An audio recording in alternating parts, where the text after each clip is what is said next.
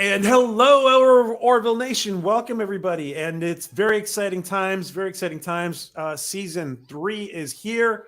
And we're here to talk about the very last of season 2. We're going to talk about today about tomorrow, which is the young Kelly episode. And then the alternate timeline episode next week. So very, very exciting. We got an amazing panel here tonight. Huge Orville fans, 4 great channels, excuse me. We're still waiting for one to come in. And well, we might actually have 2 more come in. Let's just say hi to everybody. Hello, I see Netter there in the chat. Hello, Netter, good to see you. Another amazing channel. Please, guys, all of you guys in the chat who have channels, please go ahead and put them in. You guys are trusted collaborating channels who have wrenches. Please use those wrenches and put it in your social media, your channels, whatever you want. Hello, Jet Screamer. Good to see you. Just haven't seen you in a while, man. Good to see you. Hello, Captain Fandom Nerd. Look at that. He's got his new logo. There you go, Cap. Awesome. That's great. Congratulations, the former Captain Trek, but he's done with Trek. Captain Fandom Nerd, he's done with Trek. He said, get the heck out of here until somebody else comes and takes over Trek. I'm just going to be a captain of the fandom. Awesome. Love the new name. Hello, Sir Goosey. Good to see you. This is greetings, ladies and gentlemen. Base God is in the chat, and that's Base God, guys. Base God, as in playing the bass, not as in fishing. Not as in fishing bass. So here he is. We're going to see him. We're going to see the 50% of the Retro Rogues network is here, Eric. And hey, Resolute, good to see you. Guys, Resolute is going to be reviewing Orville too, so you're going to want to make sure you are subbed to Resolute. Resolute, please make sure you're putting in your channel. And I have to talk to you about several things, so I'll reach out to you later, Resolute. I got to talk to you about several things. Good to see everybody. Galadorn, good to see you. Thank you. And guys, this is Netter's channel. Please make sure you take this. Let's just all take 1 second. Let's just stop and take 1 second to make sure we are subbed to Netter's network. So take 1 second and make sure you're subbed. All right? Take a second to make sure. Netter's better half, who's on our panel. This is Troy's channel. Or is Netter Troy's better half?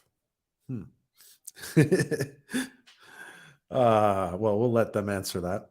All right, guys, here we go. Let's introduce our great panel, and we're still waiting for one to float in here, but I want to introduce, speaking about Mr. Troy Pacelli. I will start with him. Troy, welcome, Troy. Good to see you, my friend. Salud. How you doing, my friend? Salud. It's an honor to have you here. It's an honor to be asked to be here. I feel like I'm hobnobbing with the big guys when you invite me on. Well, I feel like I'm hobnobbing with the big guys too. Hey, by the way, I met you when we were watching. I met you by watching Professor Geek. Yep. What happened? Is he still streaming? Yes, I understand he is. I on every Saturday, alternately between Netter's channel and Big Al Presents. I hang out with Big Al, and Big Al continues to do streams with the professor. I understand he does a lot of book studies and whatnot. So cool. He's still streaming. Awesome. Okay, cool. And what is coming up on? Tell us about your channel real quick, and tell us what's coming up, Troy. Oh, elevator pitch. Okay, yeah. So every Friday night on my channel, 9 o'clock Central. That's 10 o'clock for you right coasters. I do a show that I call Friday Night Last Call. I call it Last Call because I know that everyone streams on Fridays. I fully expect that, but I'm on late and you guys can come by, have a drink with me, saddle up to the bar and we'll talk about whatever we're talking about that night. Maybe there's a topic from that week, some geek news I want to talk about. Sometimes I do rewatches, like tomorrow night. I'll be doing a very special rewatch in honor of Fred Ward, who we just lost. We'll be doing a rewatch of Remo Williams' The Adventure Begins. And I'll, put up the link so that we can all watch it together. If you don't have your own copy, we'll work that out. But yeah, it's always a lot of fun. But what I'm trying to do, inspired specifically by you, PJ, whenever possible, I try to get other YouTubers on just to focus on them and let them give their elevator pitch. Try to get the network going and let my followers, who I love, know about other YouTubers that I think are really awesome, so that they can be enjoying them as well. So one of the reasons I invited you, Troy, as well as the other people who are here, is because I very much value your opinions and the way you guys tackle a lot of the topics we talk about. So it's really an honor for me to have all you guys here. Well, no, I thank you. There's a lot of people that really don't want to hear my opinion, and they usually block me on the social medias. But I guess that's the nature of social media, right?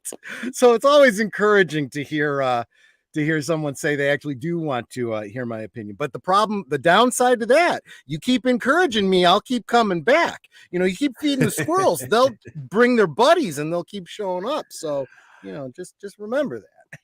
Absolutely. We want you back. Okay. All right. So let's move on to another of, and I was telling these guys that I love the three of these guys because they're all level-headed backstage. Our next level-headed crazy pro wrestler guy is hello. Let's welcome Etep. Welcome Etep Wakuyan. Sorry. That's all right. Shalom. Welcome. It's good to be here. Thank you. It's good to be back. I messaged you not long ago, PJ, and I was like, all right, when are we gonna start doing these again? I'm like, I missed this, and yeah, with season 3 approaching, it's good to be back. It really is. Yeah, we were having a lot of fun reviewing, but my life got a little bit complicated, so I apologize for that.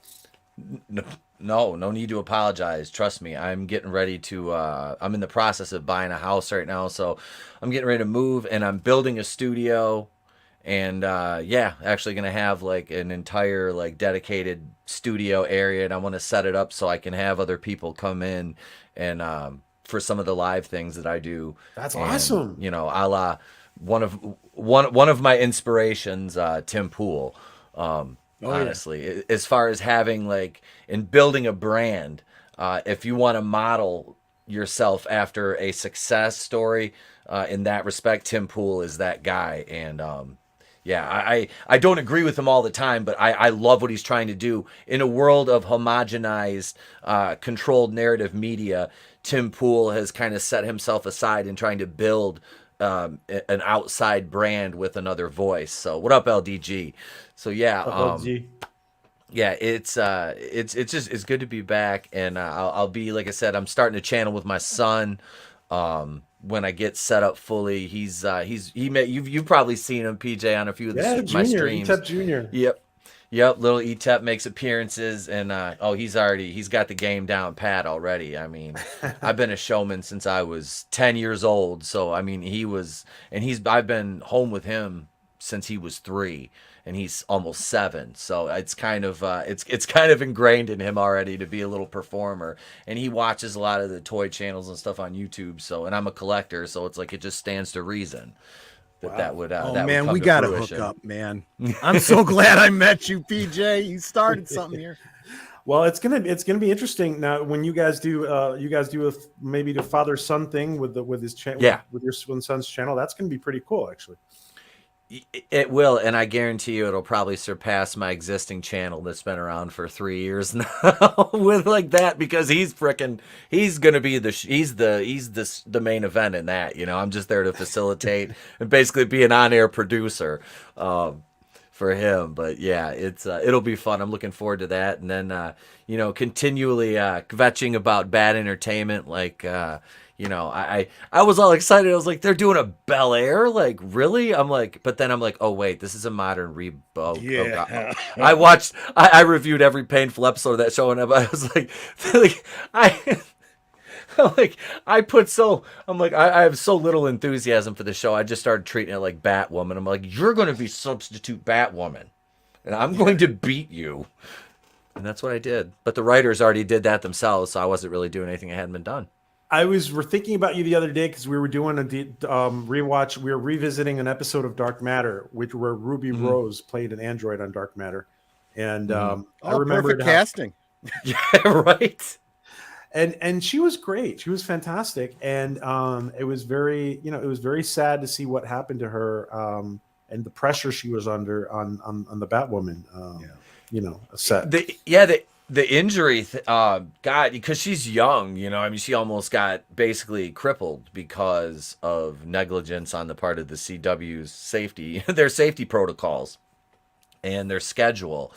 But and then you get all these reports that she's difficult to work with behind the scenes too. But that, I don't want to take anything away from the fact that she suffered a nearly career-ending injury, which I don't want to see anybody get hurt like that. Well, for the record, they didn't think that on the Dark Matter set.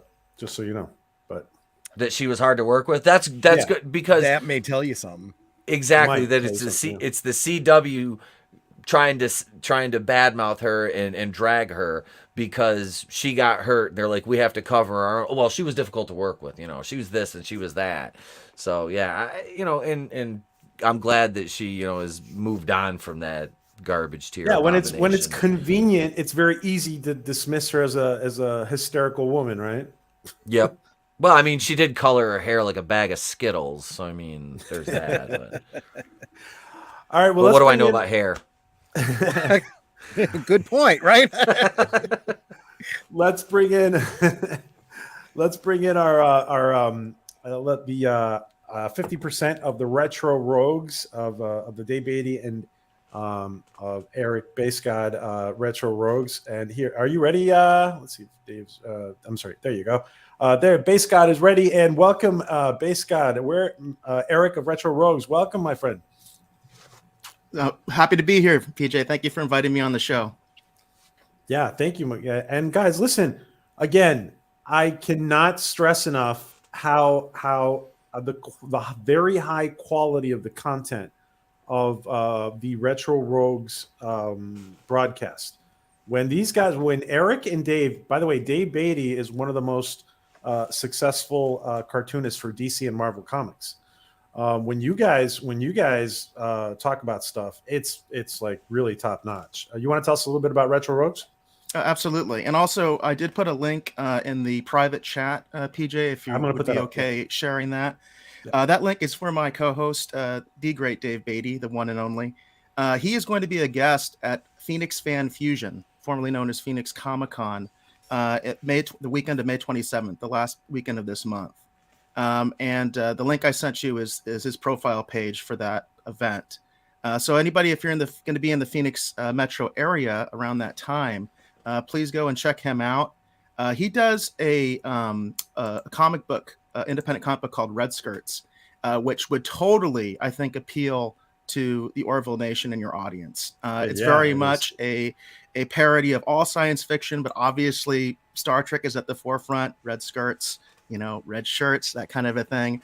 The basic premise is it's a security team on this other, fictional world. It's not Star Trek per se, but heavily inspired, and they're a security team of very attractive females. So I think a lot of people would enjoy that. The art style is really fun. And he's also promoting another independent project, which he's had for a long time, called Bushy Tales. But as far as Dave's background goes, formerly he worked at Marvel and DC. And as far as the show goes, I do want to mention that we've been on hiatus. Can you add one more thing? Can you add a little bit about the comics he's worked on? Because he has quite the resume. I think probably one of the biggest one is Batman Incorporated. That was actually a New York Times bestseller. He primarily worked as an inker when he worked at DC and also at Marvel. But like I said, he also is currently doing a lot of independent stuff. And I know that's going to be what he's going to be pushing. In fact, one of our guests, who's a cosplayer, her name is Asia. She's actually going to be dressing up as some of the characters that he's created. So she'll be there at the booth, dressed up as one of the Red Skirts characters and things like that. It's going to be a lot of fun. We had some really cool props commissioned for that, by the way, that came out amazing. And so they have like their version of the phaser, and it's really cool looking. So I definitely advocate for people to check out that event. But along those lines, one of the reasons that we have been kind of like off the air for a while is because Dave has been so busy. Because he's been trying to get this convention appearance together. And I'm happy to say he's working on another independent comic for somebody else. He's always doing a lot of graphic design work and basically like marketing, advertising for, various companies and things like that. But we have been off the air for a while. So one of the things I'm happy about to be here is I am going to try to have to figure out some rebranding until he's ready to come back. You know what I mean? So I might be doing some solo stuff. I'm definitely going to try to collaborate more with you, PJ. PJ has been on our show several times. In fact, one time you basically filled in for Dave because Dave wasn't available. So we have a history there. It's been a while since I've been on this show, but I have been on the Orville Nation previously, and I'm very, very happy to be back. And hopefully, since I have been off the air for a little bit, it's like riding a bicycle. It'll come back, and I'll do good on the show today. Awesome. Well, listen, you guys are what a great panel, and we have of course Katie usually joins us for some of these, but we'll see if she's able to join us for now that we've started up again, and Maria will be here soon. And Katie's nice, all professional and everything. She doesn't have time for us. Right? She's Emmy nominated now. I know, right? She's big time. Yeah, I'm actually begging to be on Maria's show right now. I'm like, please let me on. Bird of Prey, good. Welcome, Kapla Bird, and welcome, Nate. Good to see you guys. Also, really quick, just to say that Dave Beatty is also going to be doing, at some point when he is freed up, he's also going to be doing the Maria's Vampira comic. So that is... I really looking forward to that. We need to have Dave back here as soon as he's free. So, yeah, and I can speak for him. I know he would love to be here. You know what I mean? But he's been incredibly busy, like to the point. Yeah. Normally, we do our shows on Thursday night. We would actually probably be starting right as this show was ending. You know what? I would do a stream. Been incredibly busy. So, Eric, I would do a stream just watching Dave work. Like I don't care, whatever he's working on. Whatever. We did that actually. We did do some live draws. So if you go back, it is Base God 14. BASSGOD14. If you put that into YouTube, you can see the archive stuff, and he actually has done live draws on the show. What you need to do is just pull him from 7 years in the past, so there's more than one of him. There you go. There you go. That would be an interesting premise. That would be an interesting premise right there.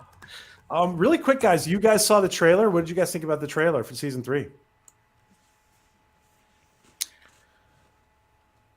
I'm like, who wants to go first? Whoever wants to jump in. I really enjoyed it. I did get to catch a little bit of your I think it was your Sunday episode, PJ. Sundays are actually difficult for me to watch other people's content because I normally have my kids with me. Yep. But I did get to watch some of your show, and I did even comment in the comments. And I was mentioning that one thing that I thought was interesting was it seems to have kind of a little bit more of a serious tone than I kind of would have expected. There's humor, but the humor is done, very straight. And I thought that was interesting. So I feel like maybe they're going to try to go for a more dramatic and, maybe less comedic season. Okay. Interesting. What about you, Etep? Yeah, I kind of picked up on that too. Like some of the delivery of the lines. Now, granted, a lot of it's trailer editing and it's meant to swerve you a little bit. So I've got caught in that before too, where it's like you see something in the trailer and you're like, but but it looks almost, obviously it's produced differently than the series was now. So like I said, it had a little different look. I like it. I like the trailer. It hit the beats for me.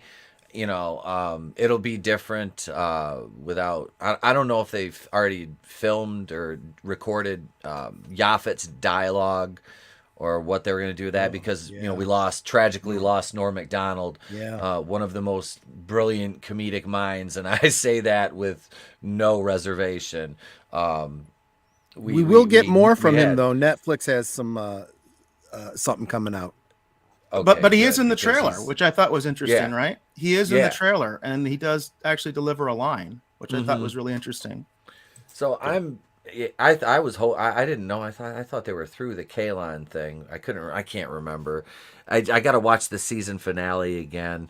It's been, like I said, it's been so long. I watched this episode and I was like, okay, I remembered this one because it was so. It's a cool episode. The tomorrow.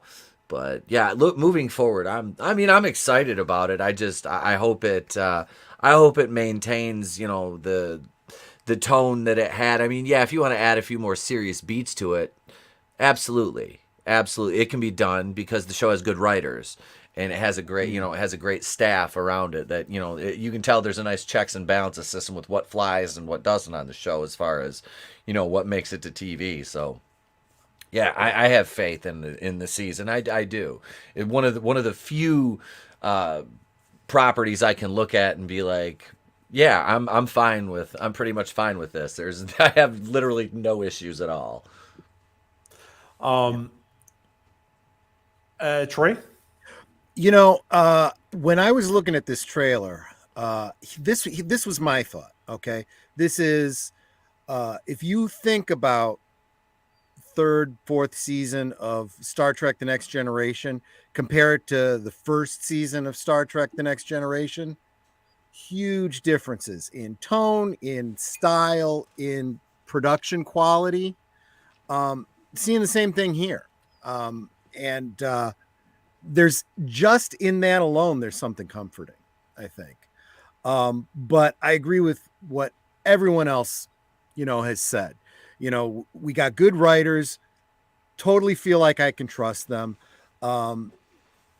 They're still building the lore, so I don't have to worry about, that sort of a thing. And I'm pretty fired up is what it comes down to, which there isn't much that I've been able to say that about lately. Right. True. So looks like this season is going to be a blast. I think it's going to put Orville on the map. I think it's a very pivotal year for them. Season, sorry, it's a very pivotal season for them. And let me address one thing before we move on. Thank you, Maria. You didn't have to do that. Thank you, Maria. She's sending a super chat because she's late. I might be late. Here is $10 for popcorn while you wait. Blah blah blah blah. Just filling in the box. Blah blah blah blah blah. Thank you, Maria. Thank you. I hope to see you soon. Thank you. And guys, when Maria gets here, I want everybody to join Maria's channel if you haven't.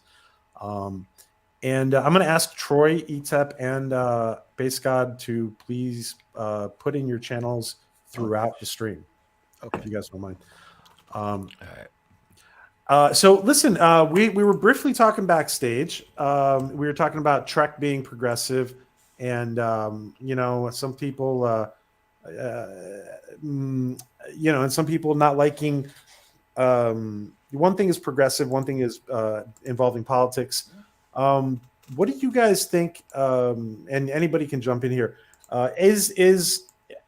Trek is trying to be progressive. Is the Orville progressive, guys? Yeah, absolutely. Yeah, I think it is. In a different way, though. How so? As we were talking about backstage, which, by the way, we were having a great discussion backstage. But the difference is that, yes, Trek has always had kind of a progressive element, but I don't think it was as overtly political and politicized as New Trek is. And that's really the big, huge difference in my mind. And that's one of the reasons that I haven't enjoyed New Trek. We did an entire review of season 1 of Picard on the Retro Rogues Live with Dave. And as I was mentioning to you guys backstage, it was just like a bitch fest. That's what it became. And we were both excited about this show. I mean, we were both big Next Generation fans. That's the first New Trek for me. I experienced the original series first, but as reruns, right? And then, when Next Generation came on, that was almost like, okay, this is like, my generation's Star Trek, right? And the thing is, I love the show. And it's funny because I remember Dave talking about after watching Picard, he's like, man, I can't even watch Next Gen anymore. Like, that's how much it's affected me. And I remember telling him, oh man, don't be like that. I've heard other people say that. Don't let that, ruin your feelings about the old show, the original show, that kind of stuff. Don't let that happen to you. I find myself now, I can't watch Next Generation anymore. I barely watch it. I mean, does that happen to you guys? What Eric is saying? I haven't watched enough of the New Trek for it to make me not be able to watch like Next Generation or anything. Like I said, I watched 2 episodes and I was that meme of that little kid going, that was me after 2 episodes of Discovery. I'm just like, oh, this is just how Sonequa Martin Green is, because I got to know her through Sasha on The Walking Dead. Yes. And I'm like, maybe she's just playing the character like, oh, that's just her acting range. Okay. No, I don't want to knock Sonequa Martin Green, but she's working with the material she's given. She's working with the material she's given. And yeah, Mikey Burnham is just insufferable. I mean, yeah.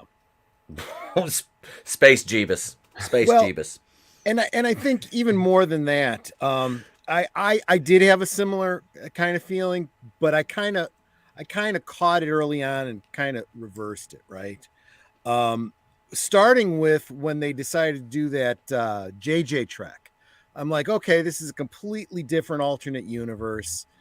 And first movie, I was like, well, this kind of sucks, but again, this is an alternate universe. When they got to the second movie and they were like, somehow they retroactively changed Khan from a dark-skinned supposedly Middle Easterner with a Spanish accent, changed him into a pasty white guy with a British accent. I'm like, how does that work?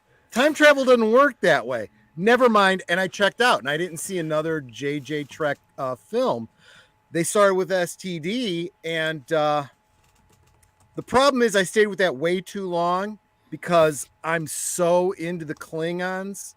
I mean, by the way, Bird of Prey, Khapla, Klingon ma Tachjaj. Yeah, you and Bird should do something together, Troy, because you guys. I absolutely think so. We gotta get some Klingon stuff going on. But Troy, I have a question for you about that. Sure. So do you like the Klingons or the Kling Orcs? Well, okay. That really upset me, okay? Because I lived through the whole, smooth-headed Klingon, bumpy-headed Klingon thing, the facile rules, the human fusion Klingon that they finally ended up deciding to canonize in a certain way. And I'm like, okay, fine, it's taken care of, it's done, we're good. And then I'm like, no, you're doing it all over again. What is wrong with you people? Well, we'll get into what's wrong with these people later, but I was like, okay, but having said that, the difference that these Klingons have is the Klingon Language Institute, and their Klingon, when they speak it, spot on. They are good. And these actors actually take the time to learn their lines in Klingon, take Klingon pronunciation lessons far more seriously than most of the actors that have played it previously, so that if you meet some of these people in person, they're not really conversational in Klingon, but they can say a few phrases and get the gist of what you're saying, and I gotta respect that, so the Klingon lore, pretty good. The makeup and all that, the look, don't even get me started. But here's what I was getting to, okay, to kind of follow up on what you were saying. I just decided, you know what? Star Trek: The Next Generation, Klingon, Star Trek Picard, all of this stuff is not Trek. Okay, it's just not. This is non-canon as far as I'm concerned. Canon ended with, Voyager and what was the Nemesis Enterprise. and all that. That was it. That was the end. It was done. We haven't had any new Trek since then. Well, I play Star Trek Online, so I'll consider that, my headcanon. But no, I refuse to allow it to retroactively harm my love for the historic stuff. That stuff is mine. They can't take that away from me. I own the physical media. It's right there. They can't alter it and change it. And I just don't have to. Hell, they put it behind a paywall. I couldn't see it if I wanted to, because there's no technological way I could get around that. Just to redirect us back to the Orville guys. But go ahead, Etep. You're going to say something? I was just going to say, so J.J. Abrams, so you're telling me, Jar Jar, you're going to replace Ricardo Montalban with Benedict Cumberbatch. Exactly. Let that sink in. Let that sink in. Benedict Cumberbatch, who, when you take his Doctor Strange wig off and you just see him normally, it's like, oh, you're built like a 14-year-old schoolgirl. It's okay. like, I have done the face. You guys know who probably should have done Ricardo Montalban. What's his name? The guy who played Desi Arnaz in Lucy. From No Country for Old Men, Javier Bardem. Yeah, Javier Bardem. Yeah, Javier Bardem. Yeah, choice. He's such a brilliant actor. Yeah, no, he was great. I mean, he doesn't look the part at all, but he acted the part so well. Guys, really quick, ladies in the house. Everybody stand. Welcome to Cowgirl Maria from Tiantelli. Welcome there, Maria. Hola. You muted, Maria. What telenovela did you drop out of? You're muted. You're muted. You're muted. No. Muted. Oh, yeah, she knows. When my microphone gets hit, it does that. I know. Same problem here. It drives me crazy. I know. It's good to see y'all. Good to see y'all. Hey, guess what? Guess what, PJ? What? Guess what? So today, 1 year ago, you made me a regular on the Orville today. Today? Yeah. Wow. Well, that's interesting. Wow, we're back then. And this has been the best year, so I mean, It must mean something. It has been. I know. I was trying to take care of a bunch of stuff, and I can't miss this because this is kind of an important day, and so I was anxious to get here. The prettiness, quotient of the show just went up 1,000%. Whatever. Absolutely. 100%. Wow, you got a Orville Nation mug there?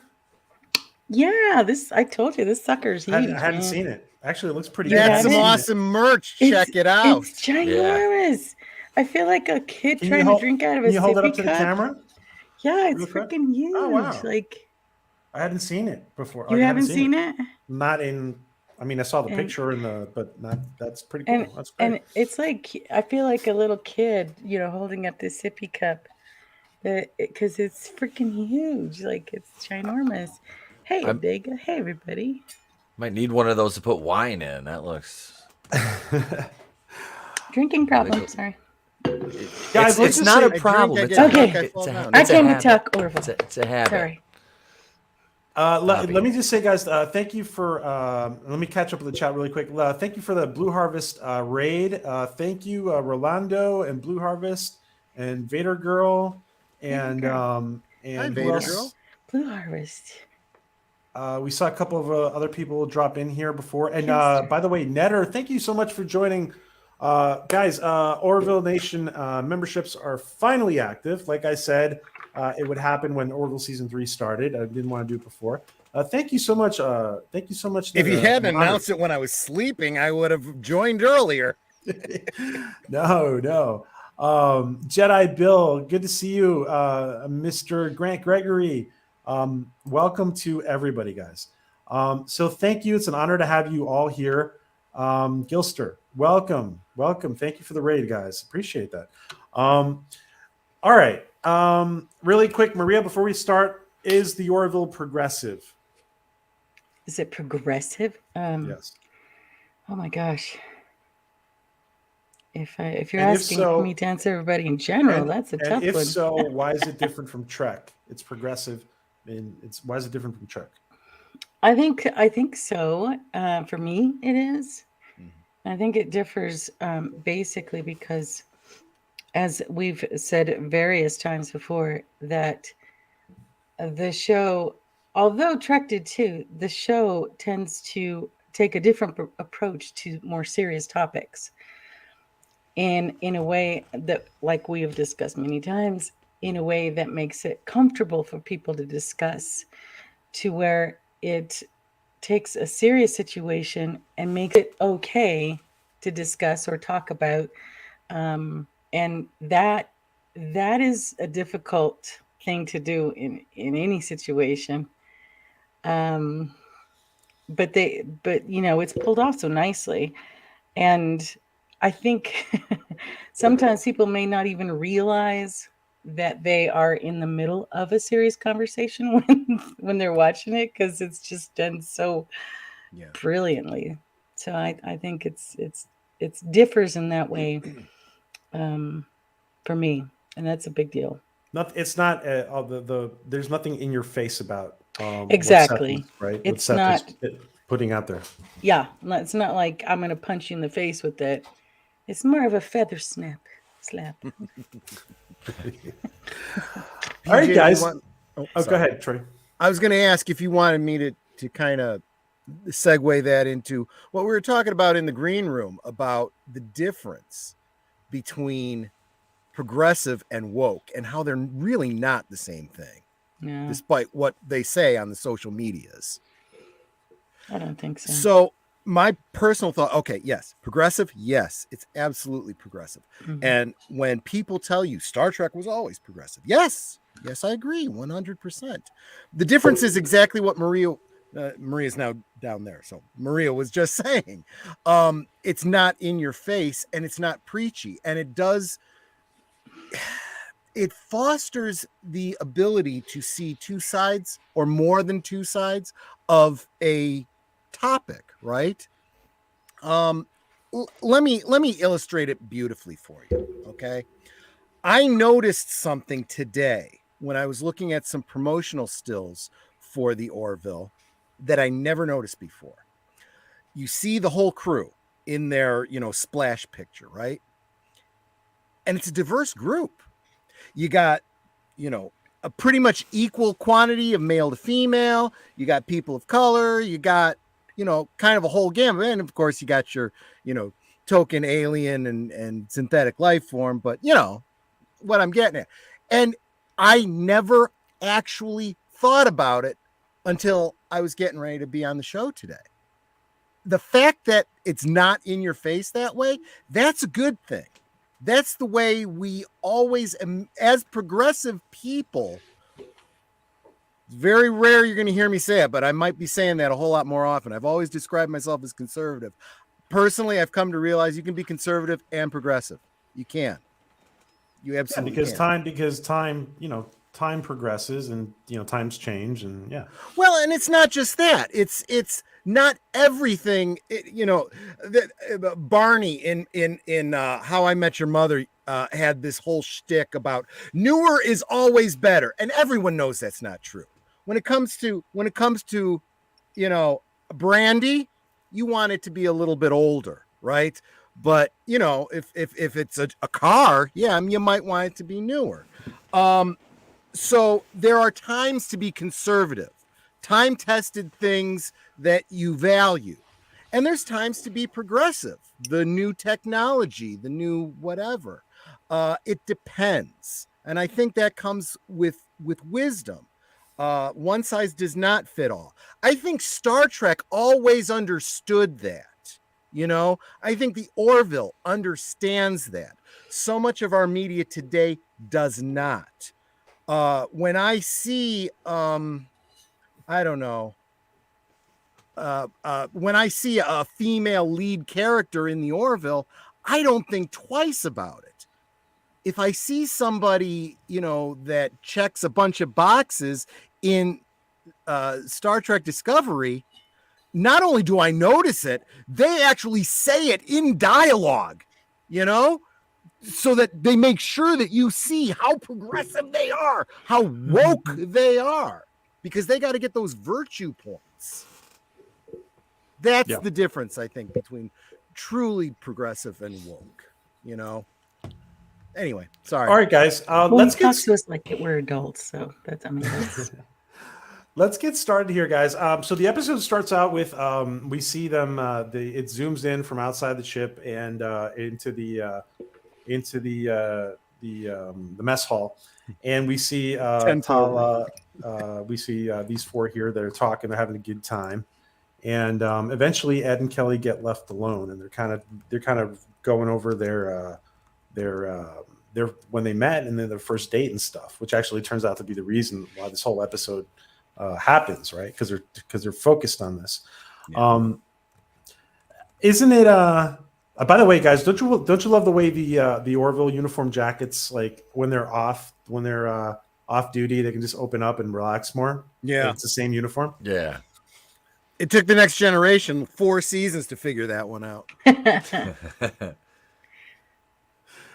Now, let me ask you guys really quick about this. Do you guys think that Ed and Kelly will be back and forth, maybe on and off, or do you guys think that they will go their separate ways as far as being a couple in season 3 and 4, for example? It reminds me a lot, and I'm probably going to say this a lot. It reminds me a lot of Next Gen, in the sense that they had the same kind of thing going on with Troy and Riker, right? Oh yeah. And obviously with that in the series, they went a completely different route. No spoiler alert if you've never seen Next Gen, Troy winds up with Worf. But later on, it goes full circle again, right? Yeah. And then she winds up with Riker and Nemesis. So being that they are so inspired by Next Gen and Star Trek, I think they will keep playing with that. Yeah. I'm not sure that they have. Well, I mean, I don't know.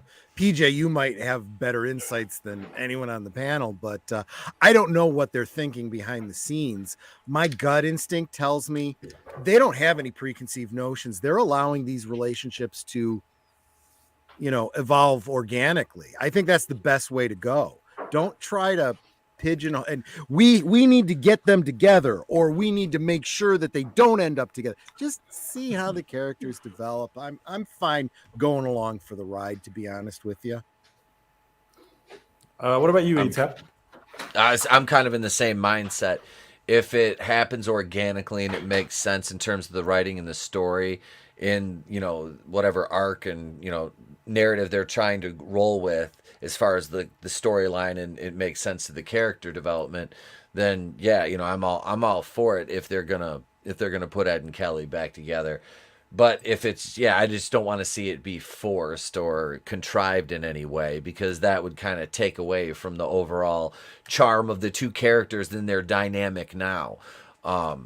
Because they do, Adrian Pilicki, I think her name is, who plays Kelly, and Seth MacFarlane, they do have really good on-screen chemistry together in their scenes. So, I mean, whatever, if they're going to put them together, it seems like that might kind of, I don't know if it'd take away from the main story or not, because I kind of like the fact that, okay, we've maybe accepted the fact that we're not going to be together, but we can be, the best captain and first officer, combination, and still be a cohesive unit and have a good relationship that way.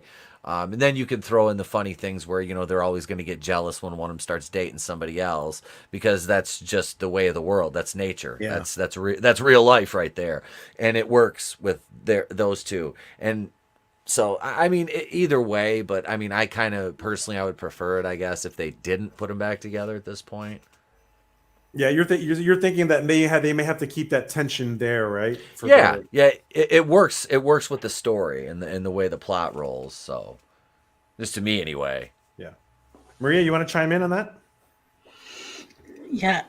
Anybody else notice the prickly plant between them? You know what? That's not an accident. You're right. Thank you for pointing that out. I didn't notice that, Maria. That's good insight. That's cool. Yeah, I did not notice That's why we that. have Maria here, guys. Well, I think ATIP said everything just the way I wanted to say it too, because one of the things when they first started out that didn't work for them was the fact that they didn't have a lot of time together, and so they grew apart. Yeah. And now they're forced to depend on each other, to trust each other, learn how to work together, and that's basically the ingredients for a relationship anyway. The feelings have never left. You can still tell that they are very much involved with each other in the heart. You can tell Ed absolutely still loves her, even though he's angry, because that's hurtful. But you're right. I think that if they put them together at the beginning of the season to try and force them together, I think it would just take away from all of the things that could occur later on. So I think they should do it slowly. I want to see them together only because I know that they love each other. You're romantic. And that's just my romantic side. But not so soon. Take their time. So guys, we see that we kind of dive into the episode here, and we see that Ed and that Jay Lee, who's the head engineer now, and Isaac are working on the banana ray, adapting it to the Orville. Here's a banana. Yeah. Now the banana ray if you guys recall, had a time component to it. Right. It would make time. It was basically a time machine in certain ways, and so they're working on it, and Kelly comes in, and they're asked to, and she asks Jay Lee she asked John Lamar to go ahead and do something for her, and she ends up there with Isaac. Now, apparently, what is on her mind, and this is very quantum physics, really. This whole of the observer. So this is the double slit experiment. Yeah, exactly. Thank you, Troy. So it is believe it or not, it is kind of based in scientific theory that whatever she's focused on will materialize in somehow. Are you guys? Was anybody surprised to see the banana ray show up again? By the way, I was, only because I tend to fall into the Star Trek The Next Generation mindset, where you would see a storyline or an implied, storyline that never went anywhere. If this technology exists, why doesn't this happen in the future, and whatnot? They're not letting this go. This is something from it was the first episode, wasn't it? The banana ray? And I thought it was a second. Yeah, maybe it was the second. Okay. Whatever. The fact is, they didn't forget about it. They followed up on it, and they extrapolated on it. And I'm sure there were fans that did the same thing. Well, wait a minute. If you can accelerate time, is this a wibbly wobbly, timey wimey type of technology? What can you do with this? They're doing it. This is very realistic. I was fired up about that. That's good writing again. Let me just say that has a lot to do with Seth's approach. Seth's criticism of live action TV is that why, if you're going to spend all this amount of money in this you're going to make this effort to gather all these people to do this project, shouldn't you have all the scripts finished and polished off instead of having a writer's room that's finishing up on episodes 5 and 6 when they're filming 1 and 2. And having everything polished off allows people to tie in things like Troy just said. Mm-hmm. Were you guys going to say something, Eric or who's ATEP? Were you guys going to say something? Well, I'll give full disclosure. I didn't know what this was because I really haven't seen season 1. Oh, okay. I came in late. I came in mid-season 2 is when I started watching the Orville. Gotcha. Okay. So the banana ray it's in the very first episode, and they go to save the scientist from the banana ray, which was the actor who played Abu on Seinfeld. Etep knows. See, Etep and I are like Seinfeld sci-fi guys. You're gonna love some of the videos I'm gonna be putting out, Etep. Nice. He knows what I'm talking about. All right, guys. Question to all of you: did it surprise anybody that Isaac didn't? I don't know. Is it just because he's just too he's just too black and white? He's too binary that he doesn't pick up that there's something wrong, or is it? Did it bother anybody that he's asking that something's not clicking, that something's wrong with the fact that a younger version of Kelly is there? No, not at all. I took this as and you know, I mean, I hate to compare too much to next gen, but I get a very Data vibe from this character. And he's very absolute, right? And he takes things at face value. He doesn't intuit, right? As a human would. So he sees this as you've left and you've come back. That's all he sees. He's not, you know, and the fact that she's got bangs and wearing a different outfit has not even registered for him, because those are not things that necessarily would be important to an android. He takes things at very much at face value, and it takes him a while to understand that there is a problem, to then begin to extrapolate, you know, what the problem is and the cause. I actually did think it was a little weird, and I'm going to be making a lot of the next gen comparisons during this entire process here. Oh, and I agree that he very much is like Data, and I think that that point is well stated.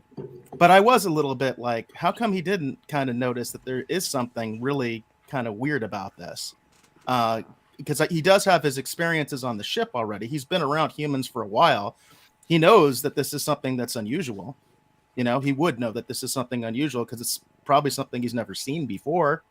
So I did think it was a little weird that it takes him a little while to figure out that there is something going on, that there is something wrong. Picture this, guys. If they were on an away mission with like Data, or for example, Data or Isaac, it would be like Data or Isaac that would pick up on like something that would be the slightest anomaly that none of us would pick up on.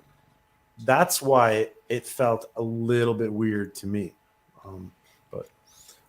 But you know, it's fine. Like, but he's a male robot, and regular guys don't notice when we cut our bangs or get bangs or. See, but I do notice those things. See, that's a stereotype. See, I will notice things like that. That's not what got me into trouble in my relationships. It was much other stuff. No, I'm thinking about it in a scientific manner. Like in his sense, she's got the same mathematical equations: her height, her eye color, her voice inflection, all the, you know, everything else seems exactly the same. That hasn't changed. I mean, if she was a foot taller or a foot shorter, he may be like, okay, now something's kind of weird. But, you know, because, you know, he is computing it in that sense, and still, although he's been around the ship a little bit, he understands. He's still learning from everybody, because, you know, the sarcasm, he learns about that.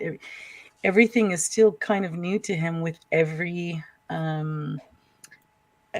human emotion that comes through. So this may just be, you know, something he doesn't quite understand as it's wrong, just that it is, you know? I mean, I don't know if that makes sense.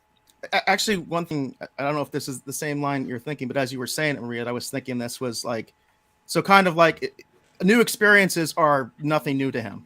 You know, like he constantly is having to adjust to how humans do things and stuff like that. And constantly something new happens. So he's just kind of used to being surprised for a lot, right. You know? Yeah, that's what I meant to say. Etep, did you want to chime in? Yeah, I was kind of in the same school of thought as I wasn't sure what is advanced as the Kaylon are. You know, one would think that this Kaylon would be a bit more astute, you know, to notice that. Now, Maria, you mentioned like the inflection of the voice and stuff like that. To me, it's like her voice it'll change over the course of 7 years. It would have changed slightly, an octave or two, and he can pick up on her appearance, and it's like things are different, and like you said, she's wearing obvious, other than the obvious, she's wearing different clothes, and she's completely disoriented, has no idea where she is.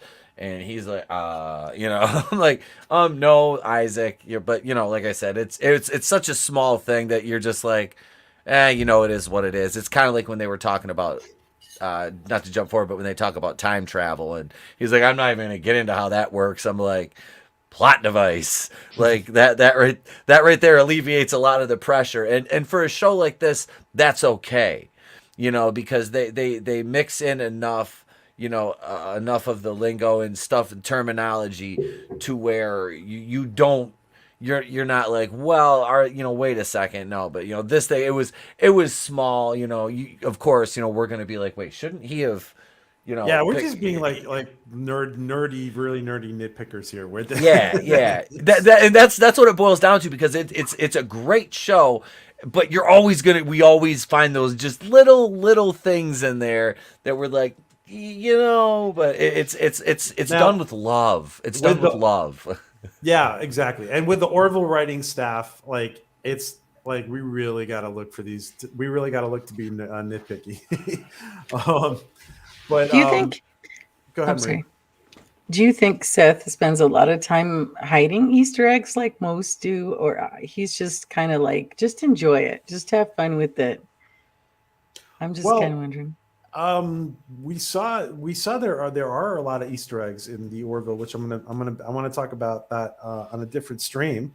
But yeah, we were talking the other day. We were on Latchcombe. We were talking about a couple of people in the chat were bringing up something that now I kind of remember somebody mentioning at some point about some of the, especially if you look in the audience of the Planetary Union.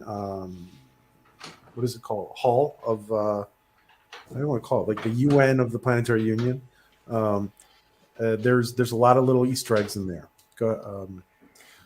But really quick, Nate says that Data is trying more to be human, and Isaac thinks he's superior, and that's a big difference, says Nate.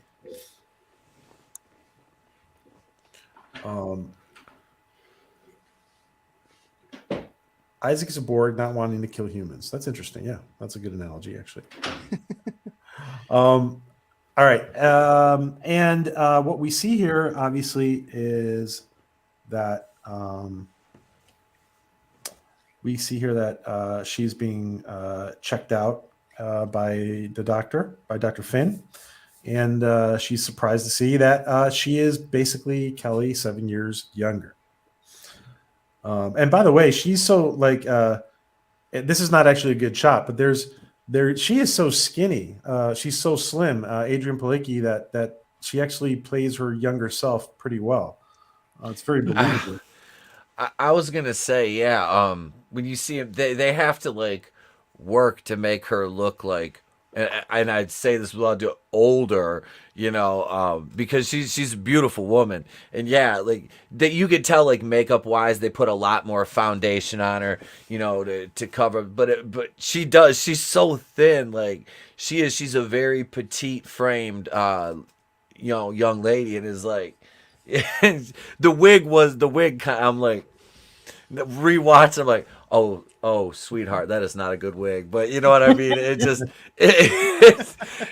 times where it's not terrible, and I'm just like, but it is. It was funny, but I get what you're saying though. She does. She looks great. Like I said, it is. It's like you get that, and they the editing on the scenes where they come face to face, like that I don't know, that kind of editing, because I do a lot of editing. That always impresses me. I like it's spliced well. It looks good. And some television shows, you wouldn't get that kind of quality in a scene like that. You could look at it and be like, these are done very well. The production value is great. If I can just comment to that, I noticed that as I was watching, I was like, you know what? Next Gen did this many years ago, and it's still an awesome effect. It's that camera tracking, the non-seamed split screen. Brilliant. Yep. Not like Bewitched, where you could see Samantha and the screen's cutting. Exactly. That's right. Yeah, let me put that picture back up. Sorry. They actually did that with was it Brent Spiner that did it first, I think. And it was the idea that they track it with the camera, and they do it in 2 passes, but because the camera is on a computer controlled gimbal, it follows the exact same, and then they can composite those in post, and it comes out perfect. You still have the fact that you're looking at nobody, or you're looking at a stand-in who's shorter or whatever, so your eyes might not line up perfectly, but very well done. They look to line pretty good in this shot, though, don't they? I mean, they look like right on. Yep. It's pretty, it is a neat technology, and they did, I think, a very good job on doing that. Also very great, Netter and I were talking about this, very, very good practical elements to, I mean, she obviously, in her acting, she acts a little bit more mature. She acts a little bit less mature. She's just conveying it in the way she presents herself. But the hairstyle, the clothing style, I thought it was kind of interesting. You look at how she's dressed. There's one scene where she's walking down the hallway in these very casual clothes, and she's got these kind of capris with a kind of a 3/4 sleeve, and it looks very kind of immature. And you're like, I'll bet was the style 7 years ago for her, when she was younger. And now, obviously, I don't know. I thought it was very well thought through. Yeah, you're talking about this image, right? They actually convey that very well, that she's like, yes, exactly. Yep. She's also, like wearing can we something just outdated, point out right? how skinny this girl is? Oh my god! And tall. She's a tall drink of water. Yes. She is. Yeah, I mean, I used to wear leg warmers, so I'm not even gonna, falter for that one. Yeah, Larry pointed out she played Wonder Woman. I did see that prequel, or that prequel, that the pilot. Kind of glad it didn't get picked up. I could see where they were going with it, and it was going to be a mess. But boy, she was well cast. Yeah, she looks good in it. She definitely looks very good as Wonder Woman. Adrian Pilicki. She looked good as what she did. She was definitely a Diana. She was working that role. Yep. So all in all, guys, this is a great performance this episode by Adrian Pilicki. Oh yeah. Correct? Yes. I do have a question, because I didn't know the answer to this myself, and maybe PJ knows, or somebody else on the panel, or maybe somebody in the chat.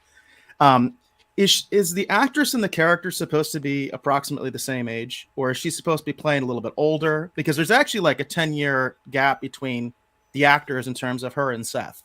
And I was just curious, are they supposed to be the same age? Like, is Mercer supposed to be a little bit younger? She's supposed to be actually a little bit older? I was just curious if anybody knew that. Is she supposed to be her age as she is in real life, or is she a different age? I don't know about the exact age, but I think she's supposed to be a little bit younger. A little bit younger than she actually is? No, a little bit younger than Seth, I think. Okay, so they're supposed to be around the same age, as opposed to the actors are almost 10 years different. I'm just curious if anybody knows the answer. I mean, that's a good question, actually. Does anybody want to add to that? Mentioning it. Well, until they put out an Orville chronology or something like that. If this was Star Trek, we'd be able to look this up. I was just curious about that, because it is significant to me, because we are talking about 7 years, right? Yeah. And like, I was even thinking, watching this episode, like, what was I doing 7 years ago? And there are some significant differences, but at the same time, it's not like as different as it was, say, 10 years ago or 15 years ago. That would be really different, All the more, right? If there's an age difference between the characters just as they are, and then you suddenly make her 7 years younger still, And I think that may have been implied by this story, right? Because she's out, and he's like, my sciatica. I'm like, yeah, I can see that. So Larry, right, just said she's 39. She's 39 in real life because I looked it up. Yeah. As of now, but is the character supposed to? Again, that's the question. Is the character that's supposed to be the same age as the actor? So. Yeah, and see the younger version seemed way younger than like 32. That's what I'm saying. Like she seems like she's kind of goofy, right? She's a party girl, right? That's the way I look at it. She's a party girl, right? So I was thinking like early 20s, like 22, 23. Well, the way she carries herself. Again, she's a party girl. So as a lieutenant, yeah, she's not a cadet. She's not an ensign. If she's a full lieutenant, we don't know. She could have been a junior grade, but assuming lieutenant, that's an officer. That does imply more maturity than you saw her acting. Than she has. Because she maybe we kind of got to fudge this one, kind of not look so close, right? But yeah, whatever it is, I think it's all believable. You were going to say something, Maria? Yeah, I'm just trying to think back and see if they even mentioned it. I don't know if it's relevant. So Maria, what are you? You do look like you came out of a telenovela, actually. But I wasn't kidding when I said it. Mira, te voy a decir una vez, ¿ok? I was gonna say Sábado on Telemundo. Yeah. All right. So next image we see here. Oh wait, I got screwed up by putting up that more advanced image. Okay, so they meet in the ready room, and by the way, everybody asks me, why is the ready room look like a coffin? But the table. But, well, that's kind of I just assumed they were doing a direct riff on Next Gen. Oh yeah, that's what it looks like to me.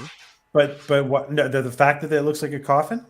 Well, the shape of the table, yeah. I mean, maybe they made it more angular than rounded, but yeah, same basic shape. Yeah. Check out, by the way, guys. See the Orville and this is on the more humble budget that they had. This on second, seasons 1 and 2. But they do manage to make the ship look very cool. Mm-hmm. And I just want to be more elaborate here on this point here. My cat's mad. Sorry, guys. Is that your cat? Yes. Well, that's when he was scrubbing pots. He's mad. Maria, mine bangs on my office door. I have like a recording in progress sign out there so my kid just doesn't run in, which he runs in and anyway. The cat just ignores the sign. The cat will sit there and bang on the sign against the door because it's like one of those plastic ones. He knocks it off, and I'm like, you can hear him in some of my videos in the backgrounds. And I don't know if you noticed, like about 10 minutes ago, he's 27 pounds. He jumps up on my lap, and he's sitting there smacking me in the face with his tail, and he lays down. Then he's like, okay, I'm ready to leave, Dad. Leave me alone. Real quick, Adrian Pilicki is married to Scott Grimes. Yes, she is. I did not know. They got divorced? They've been back and forth. Okay. I mean, I don't generally go into the personal life, but I just thought it was interesting. They got married, then divorced, and married again. But I don't know if they're gonna. That's kind of how I felt about this episode. When you have a relationship and then you break up. You know what? Maybe don't go back to it. Isn't that kind of like finding the milk has gone spoiled and then going, well, maybe I'll just put it back in the fridge. Maybe it'll be better tomorrow. Not always. That's like, normally by the 4 major relationships I've had before I got married, those bridges were burned. There was the cities were scorched. There was no going back. Yeah. So it was like, I'm not a, that's like buying, that's like selling a car and then buying it back later and saying, you know what, maybe it'll run better now. It's like, no, it's got a lot more miles on it now, fam. Exactly. Exactly. I don't think so. Let me just point out how cool this all looks, by the way. I was just gonna say that. It's kind of cool. And they're talking about the banana ray here. This is the cone, and yeah, I mean, it looks pretty. But but go back to that graphic there. That graphic isn't just reflecting the shape of the physical object, in their lab there. It's also how they represent the cone of space-time. Mm-hmm. If you've ever like looked at things graphed out like that. So I thought that had to be intentional. I like the equation on the top. I wonder how many people try and solve that. Well, I'd first have to be able to see it clearly. There we go. Well, I could almost make some of it out. I'm not even going to pretend I can do that. And I worked in finance. I'm terrible at math, so you do that math. Well, that equation might just be made up. It probably is. Go, Maria. What were you going to say? No, I'm thinking about the table. Sorry. Go ahead. What about the She's table? focused on the coffin. Is it? Well, I didn't think it was a coffin. Actually, I just thought it was more of my OCD self space saver. To allow certain space, but also aren't they able to pull up things on the table as well, like three-dimensional three-dimensional images? type? I don't know. Well, I guess we'll see more. We're going to see a lot of innovations in season 3, I think. And by the way, just a reminder, everybody, guys, one of the best ways to support the Orville is to sign up for Hulu or Disney Plus or whatever you guys are using to get to watch the Orville. Try to do it like as of June 1st, so Hulu so Hulu knows that you're here to watch the Orville. That's why you're signing up. And don't ask me for my passcode. Just get your own. I can answer that. I bet it's not intended to be DNA. I bet it's meant to be resonating sine waves. Yeah. See, I thought that was supposed to be the comparison between the two people to show she is the same person. Could be. You know what I mean? That's what I thought that was. So. Some sort of harmonics. Yeah, exactly. Yeah, I do mention that when the doctor's examining her, that her DNA is like exactly the same, basically. Like there's. Oh, that could have been too. They had to do a DNA analysis. True. That was my interpretation too. That there was an analysis comparing her to Kelly. Yeah. To Kelly, old Kelly or can we just not say old Kelly? What did she say? Yeah, right. She didn't like that, did she? Can we not didn't say like old that at all, Kelly? did she? I did like the fact that, even though I think all the Trek fans were watching this and thinking of the two Rikers, and then by the end of the episode, they decided, okay, we'll call you, what was it, Thomas Riker? Yeah, Thomas Riker, yeah. Just so as to differentiate. They didn't bother going that route, but you certainly had that in the back of your mind. Hola, Hey, Paulie. Listen. Hey, Paulie. I got to talk to you because he heard novela and he came waltzing in. Sorry. Yes, exactly. I got to talk to you, Paulie, because we have now Orville in Espanol in season 3. So we got to talk. See if you're interested in joining us from some El Orville. I want to see Seth speak Spanish. I can dub. Can we Seth go in back Spanish, to what Troy was saying just for 1 second? Yeah. Just because I know What that there was I is some saying? controversy in the Orville community about whether the Orville is too based in Star Trek, whether they should continue that. In fact, I think PJ, you brought that up one time in one of your streams. That was one of the questions, and people were kind of lining up on both sides. And I just want to present this as an example of why they do still need to do these kind of reinvented next gen episodes, because they went in a completely different direction, but they also kind of definitely have that homage aspect to that episode. The one that does introduce the Thomas Riker, it's a very similar premise. It's a different thing, right? And that one, it's a transporter accident. This one has to do with some sort of time distortion. So they did kind of make it their own, but definitely that's there, right? I mean, it's definitely there that there's some inspiration from that episode, and I think that's a good thing. I like that. I also think a huge difference between them. Look at this picture right here. Look at the composition. Look at the album cover on the wall. That's Journey. That's Journey. You know, that is something you never noticed in that. Star Trek. You don't get that in Star Trek. You get lots of modern pop cultural references in the Orville. I can dig that, right? For those of us that have done, you know, whether it's Renaissance fairs or, you know, steampunk or whatever kind of history reenacting, there are enthusiasts, okay? I would imagine that if I lived in that time, I'd be nostalgic for the modern day too. And it's in the trailer, right? He says, "May the force be with you," right? So it's like they constantly have those references to pop culture, that their pop culture is the same as our pop culture. At least they know what's right? going to last, So, right? Right. They know that 500 years from now, they'll still be talking about Star Wars. Maybe not the sequels, but and Kermit, obviously, right? Definitely not the sequel. Yeah. And just really quick, it is really interesting how in Star Trek, everything has to be very classic, and Seth has brought, like you guys say, like some neo-classic concepts, like everything from Dolly Parton to Billy Joel to it also helps in that way to connect with the audience very much, in my opinion. So he's got Kermit the Frog on his desk, you know. Yeah, exactly. I mean, that's awesome. I love First that. thing I noticed.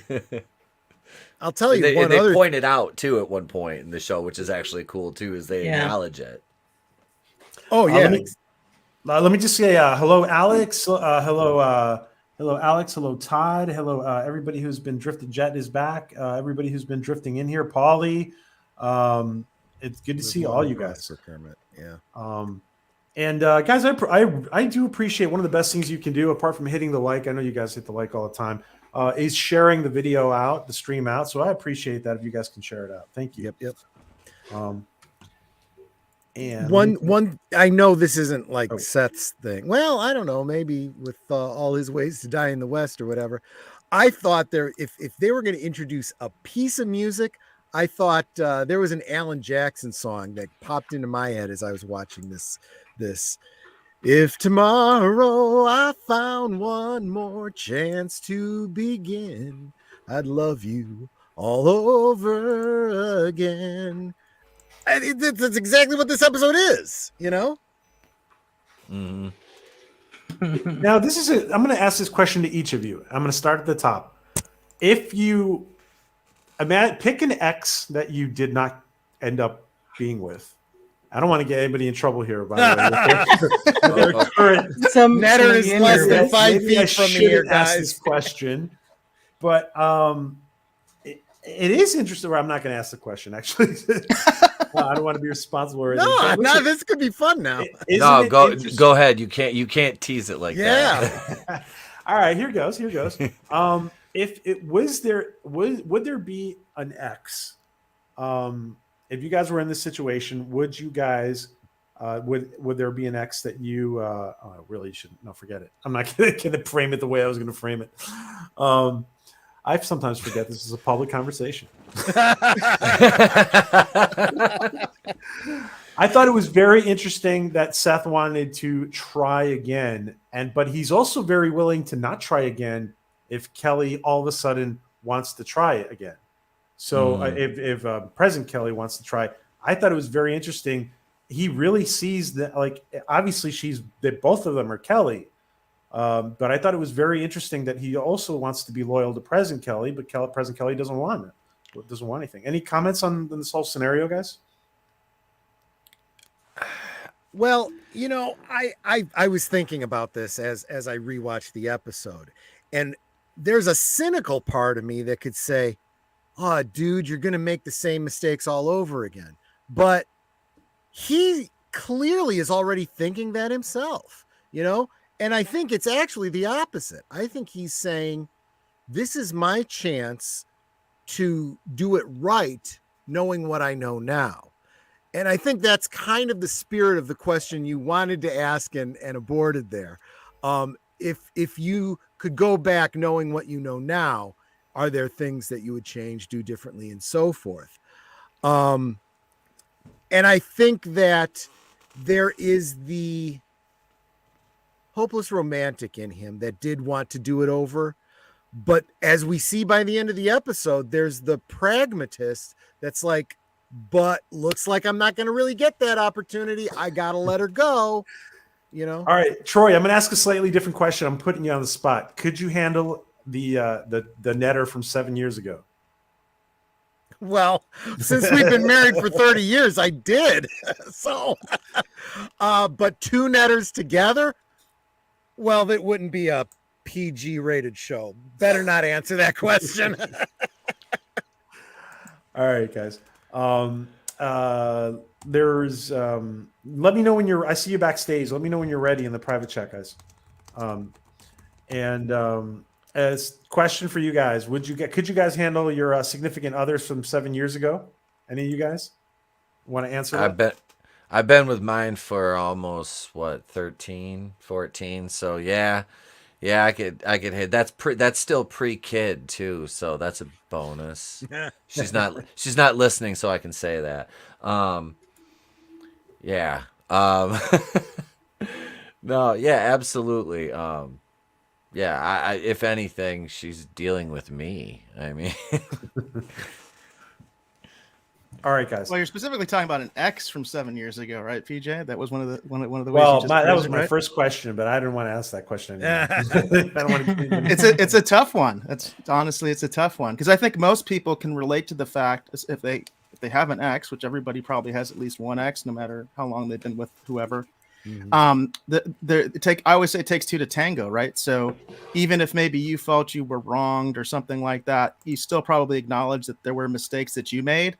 And it's a very human thing to want to go back, or think about going back and could I change that? Would that have changed the relationship?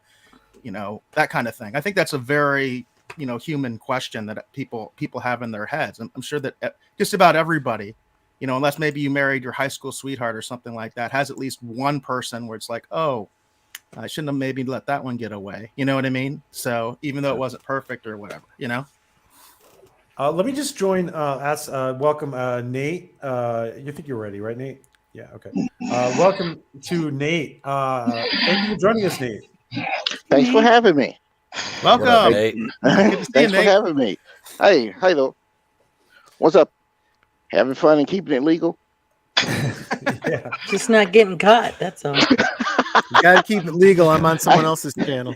That's like what my granddad used to say. He said, "Be good, but if you can't be good at it." Yeah. Oh yeah. Yep. Amen. Sounds like a wise man. Yeah. Well, Nate, tell us really quick. When are you launching your channel, or when are you relaunching? I'm actually working on 3 videos at the same time. Oof. It didn't start out that way, but as it was progressing, I was like, damn. So hopefully I'm shooting for June. Okay. I'm shooting for June because I want the whole videos all set up in June. And then once all the videos are out, then I'm going to do my first live stream after all the videos are out. So I'm shooting for June. Great. All right, guys. Really quick, we see here that they have a little talk with her, and they kind of bring her up to speed on everything. And Nate, I think your mic might be too close to you. How about that? Is that better? Probably. Yeah. Okay. All right. You'll have to stop breathing, and that's not the best option. But I won't snort. Yeah, Maria's got the copyright on snorting. Yeah, I can't snort because Maria's here. We see also, guys, here that Tala's relatively new to the ship, of course, and she kind of befriends her, and she's very nice to her. And she tells her, "I'm kind of new here too," and she basically tells her that she's there for her, right? Mm-hmm. Okay. I have to say, you really noticed that about Tyler. She's tough, but she's a very nice person. Yep. She's always been that way. Yeah, she came in. She was like Alara had a very like soft side, but she was like very like tried to carry herself in an authoritative way. Even though she was like as strong as she was still small. This one, yeah, this one's just very warm, and yeah, the character always comes off like that. Although I still do miss Halston Sage. Oh yeah. And then it's not because she left for Prodigal Son, which got canceled, which I love that show. And That show was awesome. Prodigal Son. I know. Way better than that Clarice show. Yeah. I did. I loved Halston Sage as the chief of security, but yeah, the gal that replaced her, I can't think of her. The character's name always eludes me, but yeah, she's a very rarely do you get one of those, a character leaves the show, you get a replacement that you're like, you actually can find endearing, and this one she's one of those. It's like, she's not overbearing. They didn't try to be like, okay, you're going to like her as much as you liked Alara. It's like, she's there. She has good dialogue and good interactions with the other characters. They've done their job. She delivers on her part. So it comes across as, believable, and she comes across as likable. So many shows when they replace somebody, and they you see it especially when it's just a different actor playing. So like, for example, when you get a new doctor in Doctor Who, or when we went from Jadzia Dax to Esri Dax. Don't mention the late doctor. Yeah, no, I know. But it takes you a while to get used to the new face, so to speak. Whereas here, you feel like, yes, it's a completely different character. She's taking the role of, but she's not literally replacing the previous character, and you do kind of warm to her pretty quick. It's like just the way she presents herself in this episode. I'm the new person. I'm just getting to know everyone. Like, aw, you're sweet. Yeah, you're good. You're okay. We like you. Yep. Now, so much so that they obviously start hanging out socially. Yeah. And it's kind of weird here because because the bridge officers hang out together, and now like young Kelly is kind of hanging out with older Kelly's like friends. Yeah. Right? Yeah. Exactly. That's always weird. You get a distinct older sister, younger sister kind of vibe. Right? It immediately happens. I don't think they ever actually said it that way exactly, but that's how it plays. Wasn't that kind of like single white female? I don't know. I'm just saying. Oh, yeah. Well, that's a creepy way of looking at it, but yeah. I'm just saying. My mind goes to weird. There were some adult storylines they could have covered here that I'm glad they didn't.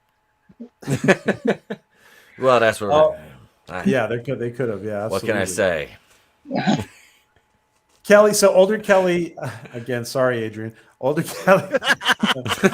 older Kelly. Wait. Okay. Let's say now Kelly and then Kelly.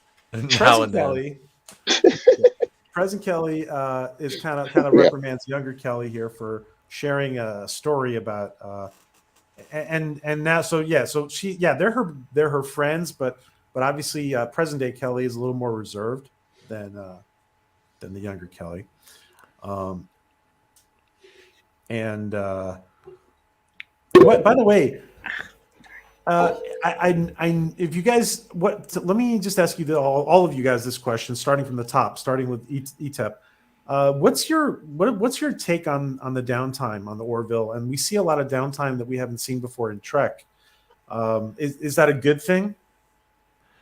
I mean, it seems weird that they're like, I mean, they have to have, just down. They need downtime. They can't constantly be fighting battles, and they need that, because without that, you're gonna, even soldiers get, furlough or, whatever, leave time for a couple weeks here. They're like, but anyway, shore leave, as it were. But No, it's funny because they're all drinking. It's like, what if you automatically just get called back to duty? Like, you know what I mean? You're out like 6 cocktails deep. And this is the thing about this scene where she reprimands young Kelly. I'm like, I'm pretty sure present Kelly, I almost said old Kelly because I'm about 2 glasses of wine deep because I'm in an empty house with no parental responsibilities for 4 days. So I'm like, why not start drinking at 3 p.m. today? That's the adult thing to do. So as I'm sitting there watching this episode, and I'm thinking salud. I'm like, why is Kelly all of a sudden, present Kelly, being all reserved? I'm pretty sure she's been hammered with Malloy and John. So I'm like, you're worried about telling this story from back in college, while you sit around and you get trashed with these guys, because you do have that spirit. They do drink, and it's like, and you bring us to my very next thought, Etep. Is there a little bit of jealousy? There is, because this is new, shiny, fun Kelly. This is 7 years younger. This isn't, life has dragged me down for 7 years and put weight on my shoulders and, under my eyes for 7 years. And that's how she looks at her. It's a little bit of jealousy, but it's like you're jealous of yourself. I mean, it could be for Kelly that this is a case that she's truly so good that she's jealous of herself. Eric, what do you think about this? Well, you were asking about the downtime in general, right? Yeah, compared to like in track. general, yeah. Well, obviously, I sound like a broken record, but I think that's very much inspired by Next Generation and 10 Forward, right? The big difference is that in 10 Forward, they had synthahol, right? And I think this is even a deliberate thing. I think Seth may have even talked about, where obviously synthahol, the idea was it doesn't get you drunk. You'll feel like the way I think it's described is like you'll kind of almost get like a little bit of a buzzing sensation, but you can just will it off anytime you want. And my understanding is Seth thought that was kind of stupid. He kind of wanted to show the repercussions of drinking, like the fact that they're hungover, or you know what I mean? Yep. That there is an issue with that. So in a way, it's kind of interesting because it does present a little bit more, I guess, of a responsibility, right? Because they do show that can be an issue, right? If they are drinking a lot and things like that. So I think it's interesting the way that the Orville approaches it. It's like I said, I think it's very much inspired by 10 Forward and that kind of thing from Next Gen, but at the same time, they're showing a little bit more realistic aspect of it because they do have problems. Sometimes they do say things maybe they shouldn't be saying, right? Because that's what happens when you drink. Your tongue gets a little looser, right? So there are consequences, right? I kind of like that. What about you, Troy? Downtime. So it becomes a question of framing. We've talked about this with Star Trek, especially those of us that have done a lot of like Star Trek role playing and so forth. The travel times between, stars, right? Even at warp speeds, or I guess it's quantum speeds, here, can be long. And it's meant to be analogous to when you're serving in the Navy and you have long trips from, port to port. You run drills and you do things to stay active when you're on duty, but by and large, it's pretty boring, And if you're out in space and your mission is to map this sector, well, even if you're on duty, it's pretty darn boring. So what are we going to focus on? We're going to focus on this downtime stuff, and that's just good narrative stuff, right? And they're probably only on shift 8 to.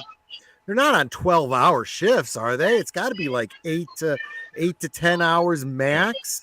The rest of the time is 8 hours of sleep, and the rest is, socializing and relaxing and exercising, and I don't know, I guess loud party music and drinking. Forgive me one sec, guys. Nate, if you don't mind, can you unmute yourself when you want to talk? Because I'm hearing like a little background noise. Okay. Okay. So whenever you talk, you just unmute yourself. Thanks. I appreciate it, Nate. Go ahead. Go ahead. Were you done, Troy? Well, no, yeah, and so I think that makes for a great character-driven show because we are focusing on the characters more than the action. And when you got to focus on the action, fine, you focus on the action. But it also tells you these guys that know they could run into the Kalons at any time might want to consider how much alcohol they consume in their downtime. in case they have to run, red alerts. I was thinking that too. Who's pouring? Somebody's peeing. Oh no, I'm just pouring another glass of wine. We got desk. We're real professional here. We have desk wine. Gotcha. We have desk wine. UTEP was just giving us a Leslie Nielsen moment. I know. That's how I was like, somebody peeing. Actually, I was thinking it was a brandy commercial or something. I've got water. I'm probably going for the I got best water. of times. I have water too, Maria. Okay. I have to stay hydrated. Well, I'm switching up. We go every other one. We go every other one here. We're good. Yes, I was actually going to tie that into. Yes, exactly. Go ahead, Maria. I was actually going to tie that into this. I think that that Ed would be very big on work and life balance quite a bit, and treats them like adults and expects them to know their limit. So nothing wrong with having drinks, nothing wrong with that, but just know that they can at any moment, something could happen. And so the reality is they're not always going to run into things and situations all the time. It gives us a chance to see what they're like outside of things that will come into play later on anyway. There's always a point to everything that's said and done in the show, but I think that is his work-life balance. Enjoy yourself, unwind, because this job is really stressful and you're constantly on edge and you need to relax. I'm gonna treat you like an adult and you're gonna know your own limit, and if not, then you do pay the consequence on that. And but that's how I see it. And let me just add to this point about because it is a good point, by the way, that Troy just made. But I do think from a medical point of view, even today, we can sober up somebody really quick in the ER if you have to. And I'm sure that there's a pill that they could take which would sober them up in like a minute. Probably true. Yeah. But It's like pure adrenaline. Well, yeah. We're being shot at. I'm sober. Yeah, right. Or adrenaline, absolutely. Yeah, a couple phaser shots flying across your brow, and that'll sober you up real quick. But who's the one working with the hangover then? In one of the episodes. Well, you can take a pill to counteract the alcohol. That's not going to prevent the what do you call it? The dehydration that causes the headache. Yep. You still need to hydrate. Yeah, but they can give you something for that too. Well, yeah, I mean, just an IV of saline will do that. Nate, go ahead. This is the future. It is the future. Yeah, the future. Damn it. I'm sure there's a lot of things are possible. Nate, what do you want to chime in on the downtime? And let me just add one more twist to Nate for this question. It seems like, I don't know if you watched it, but it seems like Strange New Worlds has been trying to copy the downtime concept in some of the first episodes of Strange New Worlds. If any of you want to chime in on that. I completely agree that Strange New Worlds is trying to copy the Orville, not trying to copy Star Trek. And since you brought up Strange New Worlds, why is Captain Pike's quarters so freaking big? Why is that whole Enterprise so freaking big? The whole Enterprise is about 20% it's so larger. Freaking big. It's 20. It's more like 50% larger. Yeah, you're probably right. I mean, it's ridiculous. Doesn't it remind you? It's supposed to have a crew Doesn't of it remind you 300. of 10 Forward? Doesn't it remind you of 10 Forward in his quarters? Yep. And another thing, I noticed this. Did you notice this? It seems like Captain Picard's quarters has windows on all sides. How is that possible? That doesn't make sense. Is he living in a space needle? I mean, yeah. And not to mention, the windows are curved. The Enterprise is flat. Yeah. It's not You mean curved. Pike? You mean Pike? Yeah, right? Pike. I said Kirk. Yeah, I said Kirk. My bad. I did Pike. that too. Well, full Pike, I call him, because he's not Captain Pike. Even though I like Anson Mount, I really do, but I'm not digging this Strange New Worlds. It goes back to what we said at the top of the show, really. It's that they don't put the thought in that they used to. They used to draw out what all the interiors of the ship look like. You know, they had Mike and Denise Okuda doing all the technical manuals. They knew where everything was, how far it was, what deck it was on, where the bathroom was. You know, everything. They don't put that much thought into it. Because Troy, on Gilmore Girls, you don't have to worry about that kind of stuff. Look, Damn it.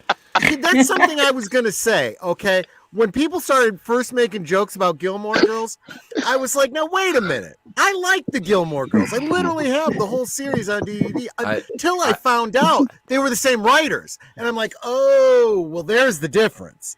The way you write for Gilmore Girls is not how you write for Star Trek." Yeah, I don't think that Alex Kurtzman has any science fiction writers on staff. Mm-mm. He just checks a box. Are you this? Are you that? Are you this? Are you that? Okay, Yep. and you can spell, then you're a writer. That's all. Well, let's be honest. Can some of them even spell? I would guess not, based on their grammar. Right.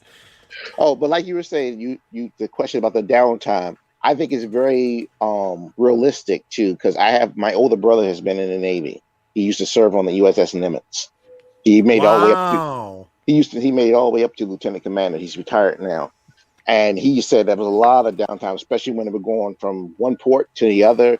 When they weren't running drills, they had a lot of downtime. They would play basketball, football on the deck, or drink. Even though they weren't allowed to drink, but a lot of guys had, especially the officers, had their stash. Yep. One thing about the military and law enforcement is that there is tons of downtime. Yep. Let me just quickly say goodbye to Maria. Maria, I know you have to step out and you have to go back to tu telenovela. ¿Por qué? So thank you for joining us, Maria, funny. and tell us after you get off the horseback riding from your telenovela.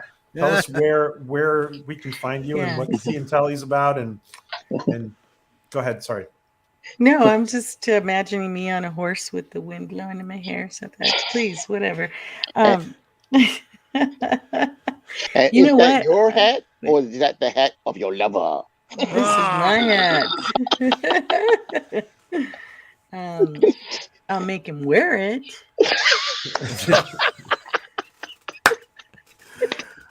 Oh my. Okay, young lady. Tell us about what's coming up on Tea and Telly. When I can't win. Okay, so I have Dave's Dimension actually. While he's in the chat, he'll be with me tomorrow.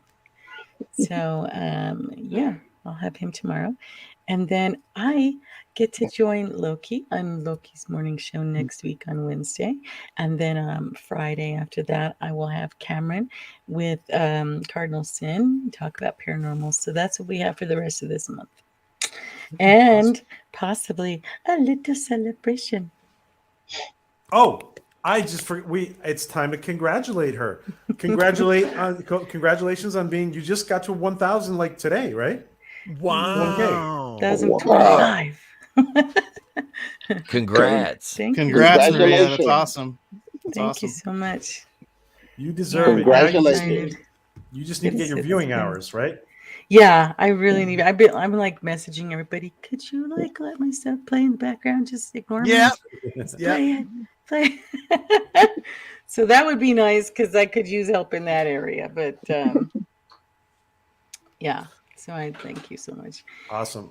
Yeah. Well, thank you, Maria, and we'll see you next week. Yeah, and I'll see you tomorrow on your stream. It's good to work with you, Tip, again, because it's been a while. It has been a while. I see you pop into the chat on my streams. I'm like, Yes, I do. oh God, she's. I was like, oh God, is Maria gonna stick around for a while with this kind of degeneracy that we have going on over on my channel? So I stick around, but sometimes the conversations, like, I'm just like, I'm just gonna be over here in the corner. But it's a lot. We're god awful degenerates, and we're proud of it. No, you're good. We need her to class up the joint. Eric, our first time on scene together. Good to have you. Yeah, it's awesome. Troy, always good to have you. Nate, again. All right. Bios con Thanks Dios. for inviting me. I really appreciate it. Thank you, Maria. Have an awesome day, and we'll see you tomorrow then. All right, we'll do. Congratulations. And congrats. Everybody, can put in your channel as you leave, Maria. Oh, that thing. So people can sub. If you don't mind. I feel like we should be playing her out to Oye, como va? All my friends like a low rider. Low rider. Yeah, right. Wait, let me. Where's my kazoo? I Where's my love kazoo? Look, he's breaking out the kazoo. the kazoo. Oh, if you're gonna do the kazoo, then it's Born in East LA. Oh no. Orale. Okay. Arriba la raza. There we go. Before I go, PJ, hold on. I'm putting it in right now. Are you okay? You're Yeah. fast. So I didn't please have sub it to right. Maria if you haven't. Maria T and Telly, and make sure if you're watching it now or you're watching on the replay, make sure you sub to Maria, please, and sub to all these channels. And reminder, everybody, please, if you have a wrench, please put in your social media channels. Thank you, guys. Thank you. I'll exit left, PJ. Exit Bye. left. Oh yeah. Bye, By the Maria. way, Bye. Buenas noches. Don't forget Orville Nation merch. Link should be in the description. If it's not, go to the channel page. Thank you, Maria. Yeah, and congratulations. She just got there today. So Wow. so now the stream just got a whole lot uglier. I know, right? I am a damn handsome man. I mean, hey, look, I can't carry all the aesthetics here, boys. Come on, somebody better pick it up over here. Well, Eric, if I take my hat off between the two of us, we'll blind everyone. I know. I know. Mine's all freshly three of us. polished up and everything. Eric, would you love to play these level video games, these 3D video games? I could totally relate to that scene. Just the other day, I Right? was switching between two games, two very different games. I think it was Civilizations and Fallout 4. And the controls are so different, I kept screwing them up because I was playing them so close to each other. So I can relate to this scene with the controls and all that kind of stuff. And he just has no idea what he's supposed to do. The button combinations he's being told is like, that's not even physically possible, is it? You know, Well, I've only got 10 fingers. you know. I like it. It's because I was just playing these two games. I just actually like had last one night, question and it was about just like this switching scene. between two. So I had one What's your question about question? this scene. What's your Yeah. question? Why are they in their quarters playing video games when they have a simulator? Sometimes you just want to get that old school feel. It's like I play Legend of Zelda on my NES still. I mean, you just have that you got that hankering for it. Like I have a gaming computer, but I never play games on it. I go play my N64 or my Sega Genesis, like the actual consoles, you know. Yeah. Yeah. I actually have a term for that. I call it the vinylization of media. Because before it seemed like everything was going to be replaced, and I'm of the generation that I remember when CDs are going to replace vinyl. Vinyl's never going to be made again. Guess what? CDs are going away. People are still buying vinyl. Yeah. So it's really interesting what's happening now, where everything doesn't just get replaced. People go back to the stuff they really like, right? I'm sorry. Yeah, I said vinyl just sounds different. Exactly, right? It almost sounds like you're in. It's not the high def quality like it's right there in the room. It has a musical presence. To go feel like the music has a soul when it's being played on vinyl. Yep. It's because the way it's recorded. Mm-hmm. That's what it is. It's the way it's recorded and the way it comes across. Like I have my piece de resistance for vinyl is I have the Woodstock 3 record collection on vinyl, and my mom gave it to me, and I love my Jimi Hendrix is my favorite on that entire line. Him playing the Star Spangled Banner on the guitar. Oh yeah, that man was an absolute freaking genius. Yeah. I got to come down to the ring to Voodoo Child Slight Return as like Pete Daddy Dollar's version of like Hollywood Hogan. I bleached my goatee like completely blonde. I have and when I was wrestling, I used the feather boa when I came to the ring for my gimmick too. So it was kind of fun to get, because I always wanted to come out to the Jimmy, and it's like you can't just be an indie worker and be like, yeah, I'm using Voodoo Child Slight Return. Everybody look, you'd be like, no, you're not. The promoter would be like, no, you're not. It's like, hey, I'm using this for Halloween because I spent a month bleaching this facial hair, and they're like, okay, yeah, you can do it. You're fine. You're fine. Well, even today, we have VR, right? And it's not like VR has replaced the traditional gaming experience, right? So No. Yeah, some but the people thing, just the prefer one one thing over the other. yeah, the one thing Yep. I have about a lot of VR games aren't very good. That's It's like They're they not just quite rely on the there yet. fact, That's yeah, true. they that just is rely on true. the VR. They don't actually make the gameplay interesting. They just, oh, it's VR. That's it. We can make that better. Hey, Elon Musk, we need you to develop not only we need you to sell the flamethrower too. We need that. Well, let's I put need it. one. But let's get some VR games, Elon. Come on. Let's put it in our own terms. Okay, the difference would be you have the option of playing a game in VR with a full, setup where you got to run and you got to jump and you got to do the fighting moves, or you can sit down and play Mortal Kombat. Some days you might want to do the VR thing. Other days it's like, I just don't have the energy. Let's just play Mortal Kombat. Yeah. Now, guys, let Usually me. that depends on my level of inebriation. Well, Let me I just want to reiterate how good these uniforms look, and it's not just because Adrian Pilicki's wearing it, but these uniforms look really good, opened and closed, right? Yeah. And I think it's very practical too. Yeah, I really dig the uniforms, and I like the new uniforms with just a slight difference with the black on the shoulders. Yeah. Mm. That's. I mean, I like the uniforms. I don't think they really should change them that much. I want to get one. Yeah, and let me just show. Actually, you know what? Let's compare just really quickly what the new uniforms look like. Just to show 1 second. Compared to this, you guys are talking about the black on the shoulders. Yeah, it makes them look more slimming when you put the black on the shoulders and the black on the side. It makes them look like they're slimmer. Yep. That's pretty cool. Go ahead. Seth needs that. Seth needs that a little bit. Adrian doesn't. She's Right. that girl's real skinny. Oh, She speaking really of Adrian, PJ, I sent you the direction in your DMs. Mhm. Picture of Adrian Pilicki, 2 pictures. One is from 2022. The other picture is 7 years ago. See if you can tell the difference. Really? Okay. Yeah. Let me put She that. probably looks exactly the same, doesn't she? I venture a guess to say she probably aged like just wine. Let me put that up. Actually, hold on. Actually, I always say that to my wife. She's aged like fine wine. Which one? Oh, okay. I've aged like a grape, turning into a prune or a raisin. I aged like an old potato. Did anybody see Time Prophet's comment? That's interesting because he says that he thinks that those uniforms remind him of Thunderbirds. You guys remember that? Yes. Anybody remember I Thunderbirds? did. Yes, Yeah. they do. They do. I did. That's from Matter of fact, Time I never Prophet. picked up on that. Yeah, Time I Prophet. see He's that. right. Yeah, He's right. Time Prophet is absolutely right. Now I think about it. Yeah, they're very much like the Thunderbirds. I didn't think of that Even before. even the Saying it, colors. I'm like, yeah, kind of, yeah. Now, so Nate shared these 2 pictures of. This one is one that he shared, and there's a set. You say Nate is saying there's a 7-year difference between these. Yes, And this is another exact one. 7 years. Exactly 7 years. And that's funny that's funny you picked them out.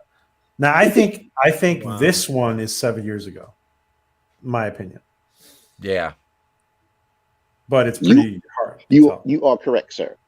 That is the 7 year ago picture. But it's hard to tell. You're right. It is hard to tell. Yep. It is. And that picture is from when she was in a bar scene in Agents of S.H.I.E.L.D. playing Mockingbird. Oh yeah. This is the thing. If they want some badass females in the MCU, there's one right there you could use. And not to mention, let's not forget about Agent May. Good Lord, have mercy. Oh, Yep. yeah. Well, she's gone on to other things now. So Ming, Yeah. you talk Ming Na Wen? yeah. Yep. Do you believe that woman's over 50? Yeah, older than I me. know. She's older than me. She's 50, like 58. Yeah. Yep. She looks like she's 30. I'll I'm be like- 52 this year in September, and she made me like an old potato. I will say this about her though. In Stargate Universe, she looked. She played an older role, and But yeah, I agree. You want to see Ming-Na Wen's first performance? You got to Google it up. Ming-Na Wen on the Mr. Rogers' Neighborhood. Wow. Oh Really? Lord. Oh my God.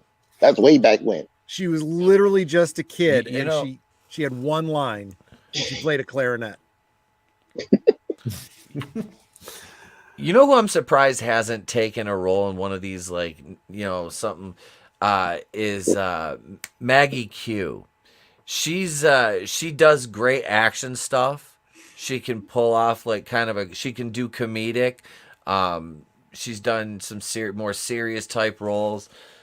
I think she's an underutilized gem. Plus, she's a martial artist. I mean, so there's a lot of potential there. You know, she's a good enough actress. I think I look at her like that's like younger Ming-Na Wen. I don't know. Maybe I just have a thing for Asians. I don't know. For Asian Really women, quick, I don't guys. know. So here basically she comes in and wants to tell Seth that she wants to, you know, she wants a second date, and they're talking about it, and he's kind of surprised, obviously. But were you guys anybody surprised that she wanted a second date? They kind of front loaded it with the conversation they had earlier. You know, if Yeah. she's where she was that she was just describing, you know, she was up for it, you know, so makes sense. They foreshadowed it, and then, you know, they did it. Really quick, guys. Todd's question here. Any guesses on season 3 cameos or guest stars? Am I the only one who would love to see William Shatner do like some Right? some kind, just something, get Bill in there. I would absolutely love that. Me and Time Prophet think that William Shatner should play Avis. Oh my God! If Nate, is that? I heard a little. Nate, is that part of that idea that Avis is more like a Q type guy? Yeah, because I remember hearing that in the chat before on Orville Nation that folks were discussing that the idea that he's more like a Q type of thing, right? And they just assume he's a god, right? That's a lot of speculation, though, on our behalf. Yeah, but I think it's a neat idea. I really. Here's a better idea. Here's a better idea. William Shatner doesn't play Avis. He plays a Krill who starts a cult that differs from Avis. And he seeks asylum on the Orville because the Krills want to kill him for being a heretic. Now, I just want to hear Shatner come out and do the "we'll pick you up" thing as Avis. Like that's actually a thing. Like he says, "I am Avis. I'll pick you up," and like Seth MacFarlane be like, you know, Ed's looking at Grimes going, "I told you."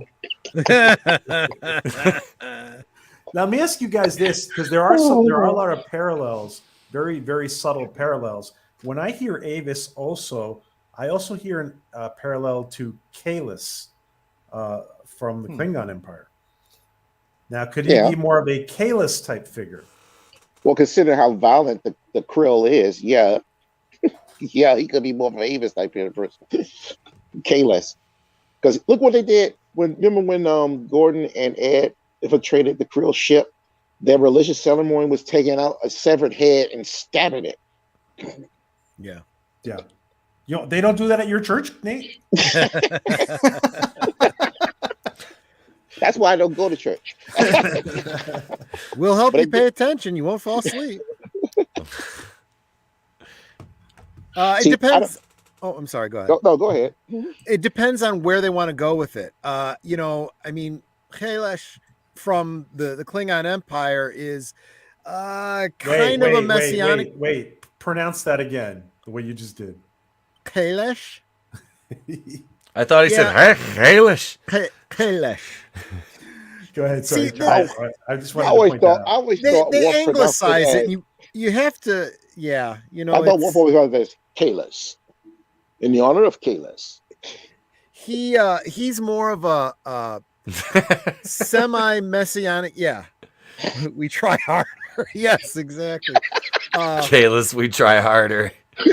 He was more of a messianic type of character, but also kind of like a King Arthur type of character, right? But if you wanted to go more of a Abrahamic God, Q type of character, that might be a different way to go too. You think of Surak from the, or not Surak, Surak from the Vulcans. He was more of a Confucius type of character, more of just a wise man, not really being so much of a deity. So Well, it actually, the depends on what. Kalas wasn't really their god. Kalas was actually a great warrior. He actually existed. Right. That's why. But he has that mythological legend behind him where he literally died, descended into Grathor, had to be resurrected. Yeah, he was going to come again. Yeah, that was fight a battle, and then he actually it's twice, right? Because he literally comes back from the dead, fights the Fahiri, and then after he's done everything he needs to do, he goes off to Stovo Kor and will return one day in the future. Very, very Christ-like mythology, if you want to call it that. They've built up around him. Yeah. But before he went off to Stovo Kor, he took a lock of his hair, dipped it into lava, and created the first Batmyth. Yes, he did. in the fires of Christak. Wow. You guys are good, man. I know my Klingon lore. Glory to you and your house. So Ed comes in here and he's kind of wants to get the green light from Kelly, and Kelly's like, huh? She's like, yes. He's like, what are you talking about? He's like, hey, can I take your little sister out? Remember when you were going out with Cassius, and at first I wasn't okay, but then I was totally cool with it. Eventually. Yeah. I mean, technically, he's not cheating. But that's kind of what makes it weird, right? Because it's like, but it's not my sister, it's me, kinda. And there's even that little bit of jealousy, like, but there is jealousy. I don't really think it's jealousy. I think Kelly, to me, this is just my perception, she was a little bit ashamed of how she used to be. That's fair too. Yeah. Okay. Yep. I mean, like, I bet all of us, if we look back on past, like, I actually burned my high school year picture because it was me with the eraser head.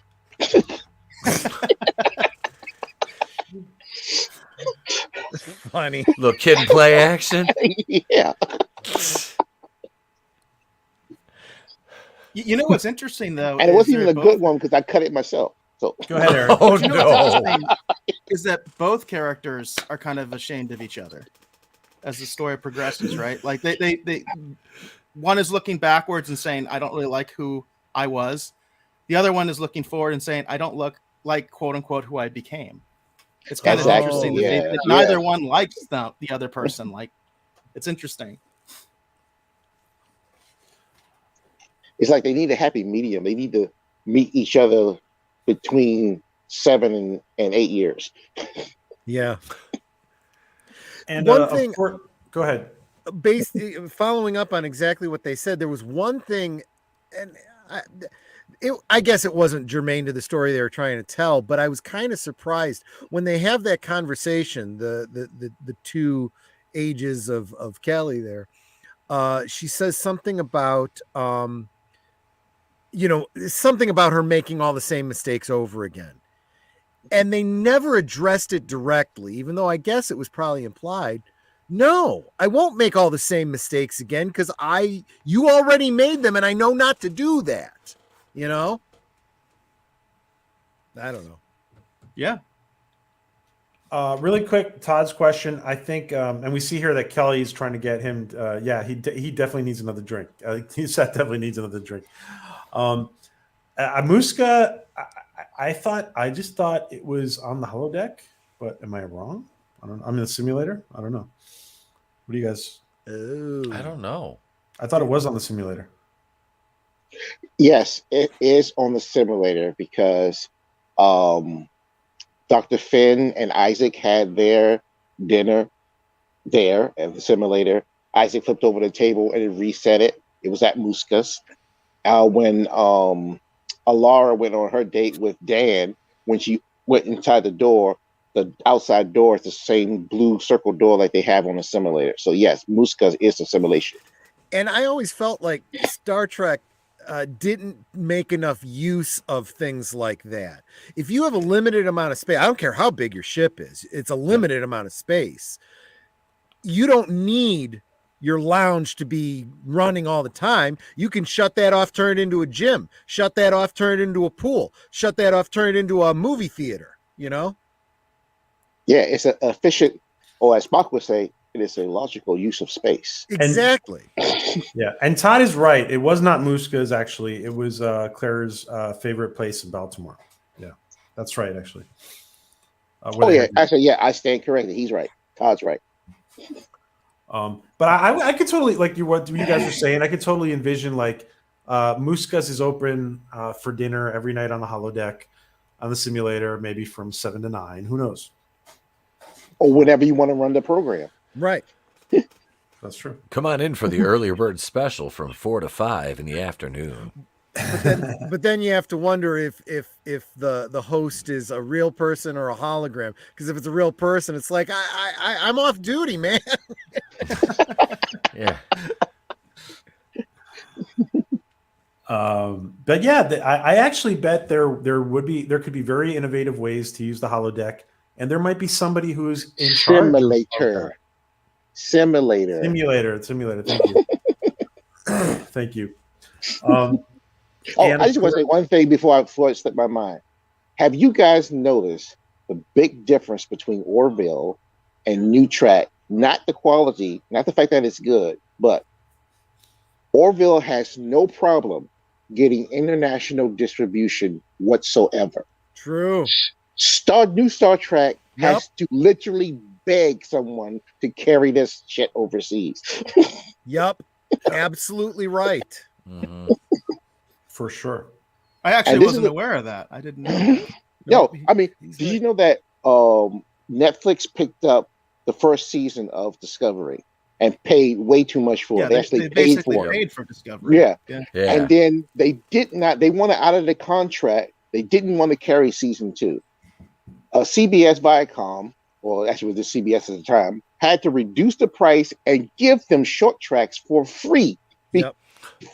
And then after that, they still went out of the contract, and CBS tried to take them to court to force them to carry Star Trek. And they said, no.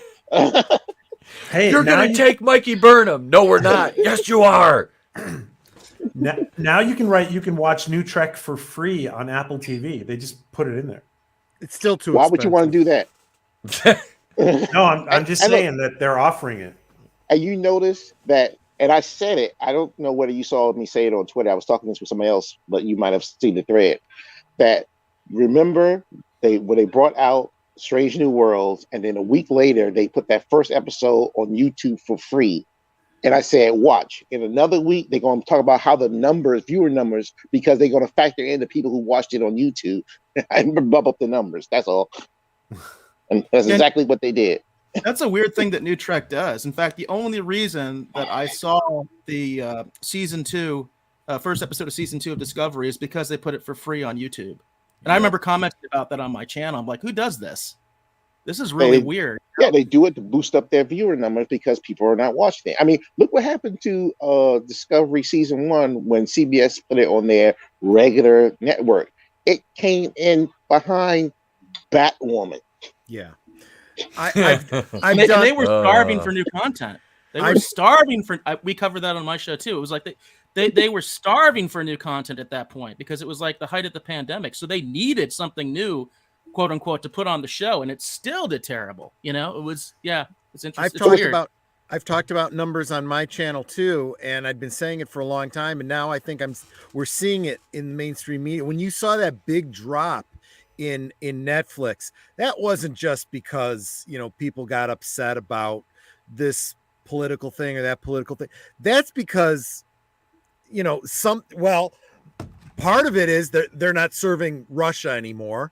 Surprise! You decide you're gonna cut off a whole country. You lose all that revenue. Congratulations, you made your choice. But there's also, it's the same thing we're seeing over at Twitter, and we're seeing on Disney, and we're seeing it everywhere else. It's because it's a virtual world. They can make up the numbers and say, look at all the bots. I mean, customers that we have. Well, but when they start looking at the profit margin, they start looking at the year-over-year dollars and don't care about, ephemeral numbers. They start saying, well, I don't care how many people you have subscribing to you. You don't have anyone paying. Right. That's a big thing, going from the model of subscriber growth to actual profitability. Yep. And that's, I think, where there's going to be a big change pretty soon in the streaming wars. That's a different subject. And let me get back to the episode, guys. Scott, Gordon tells Ed is telling him about he's dating her, and Gordon's like, no, this is a bad idea. It's a bad idea, and he doesn't like it. He says he's gonna have to scrape up the off the floor. He's gonna have to scrape Ed off the floor, and he already did that once. Yeah. And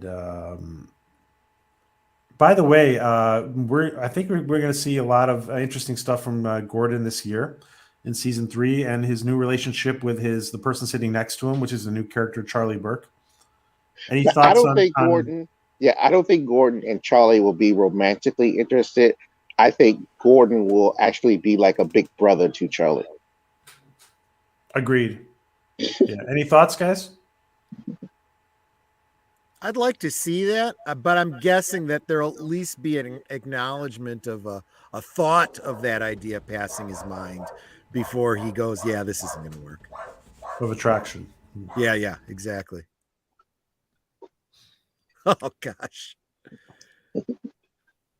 There is a point in your life when after going to all the clubs and doing all the craziness and the dancing and the drinking, you start to go, you know what, I just want to go somewhere quiet and talk, let's, whatever. Yep. Then, the whole get a room concept, it's like, I now have a house. I don't have to go anywhere.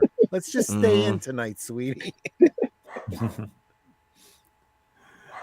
Me personally, I've never been a big club person. I think I've been to 2 clubs in my entire life.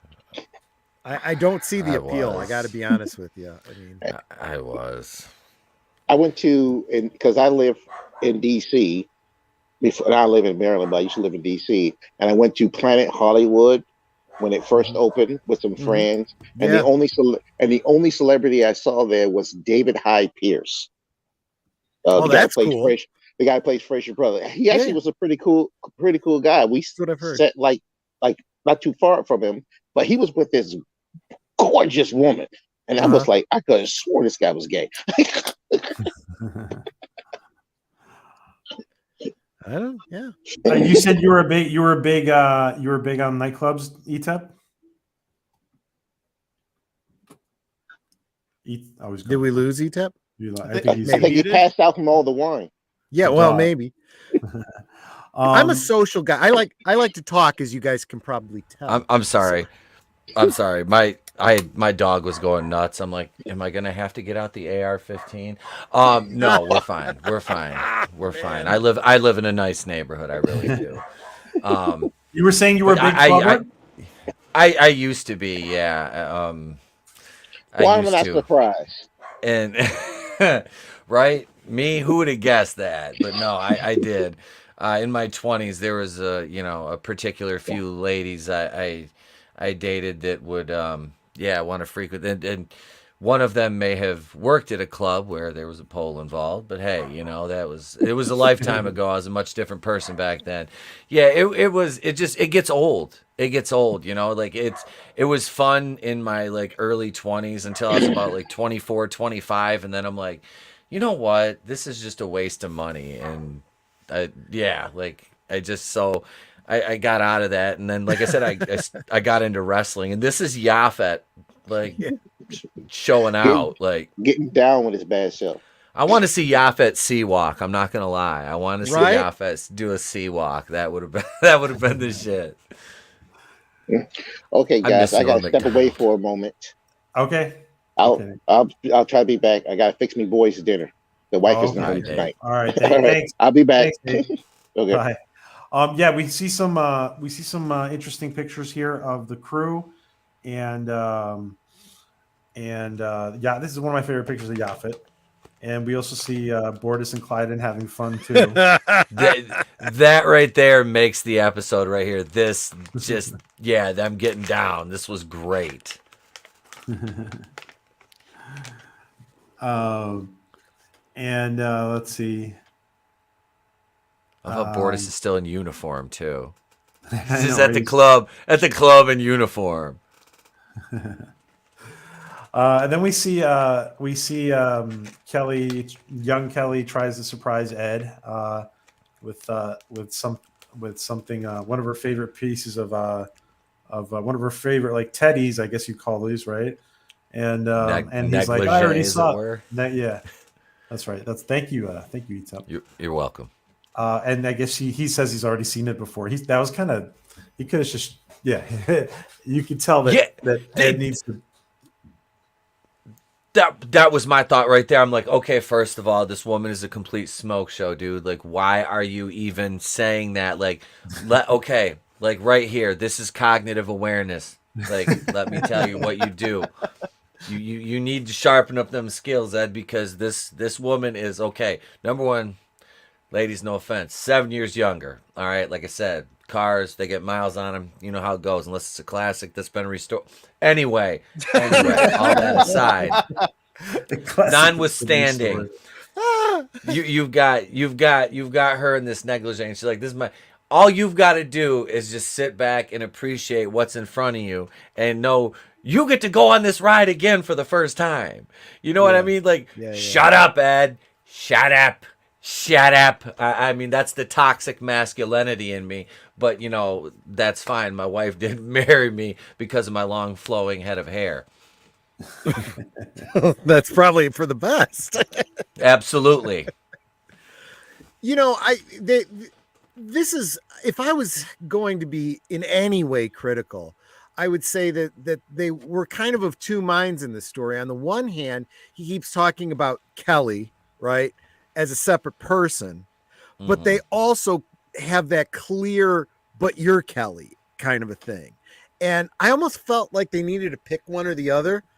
It would have been better if, instead of saying, you know, oh yeah, Kelly wore that on her first anniversary or whatever, if instead he had said, oh, I remember when you wore that, and then stops himself. Wait a minute, that wasn't you. You know, then it would be. At the same time, Troy, he also does separate both of them in his head very clearly. Like, it's like they're twin sisters to him, right? Kinda, yeah. Which again makes it all kind of weird. And I think in this very scene that you just freeze framed on, he kind of acknowledges that. I think it's weird for him, and she's like, "Well, not for me." Oh, I get that it's not for you from your perspective. Yeah. But, you know, but we also don't see that element from her. She still sees him as the same guy she just dated the night before. That's true. Not a 7-year older guy, you know? But that's just because she doesn't know him really very well, right? Yeah, I guess. But that's a good point, actually. She does not see him. That's actually a good point. Yeah, don't you just love how everybody runs the bridge in their robes? There is a certain amount of realism there, though, right? It goes back to what we were talking about, where you're off duty and red alert, you know? Well, maybe I have to, because, you know, I'd rather be in my PJs, excuse the pun, you know, going to red alert and fighting to keep the ship from being blown apart than taking the time to put my uniform on. You know, maybe the warp core is going critical. How many during World War II, how many Navy captains probably just showed up in their PJs to the bridge? Very possibly. My question is, this is, well, it's actually just an observation, I guess, but it's not very realistic because her robe has a string on it. You know, everybody's holding their robe shut because that string just magically disappears after like 2 years of owning a robe. That thing's just gonna disappear one day.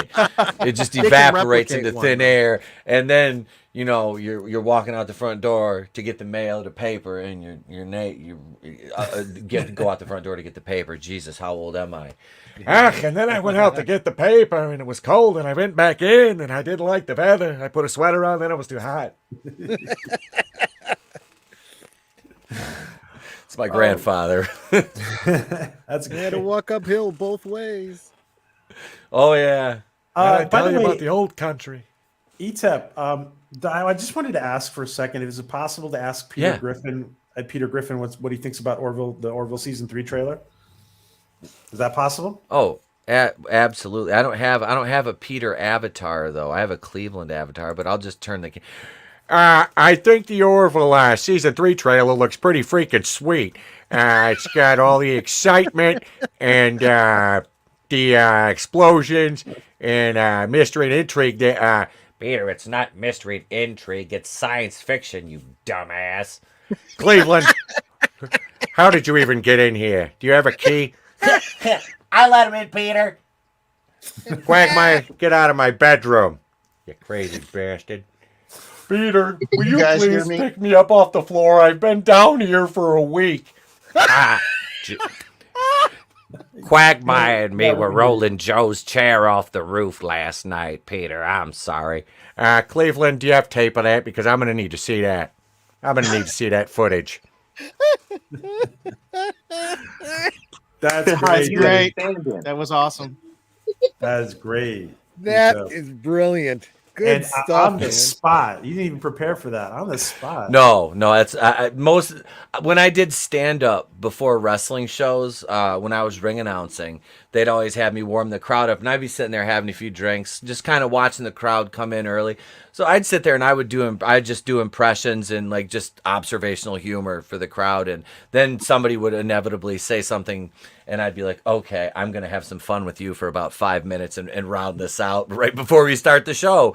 And usually they would end up buying me a drink by the end of it, so it was fun. It was a lot of fun. I loved working bar shows, but yeah, I did the Family Guy impressions, and one particular evening I got to the venue early and I sat there at the bar because I knew the bartender really well during while they were setting up, and I had about 7 or 8 goose and tonics before the show even started, and I still have to go backstage and get the lineup and get everybody's height and weight and all that and memorize promos, and I'm like, all right, you're a professional. We can do this. Let's go. Big game. Let's go, you know?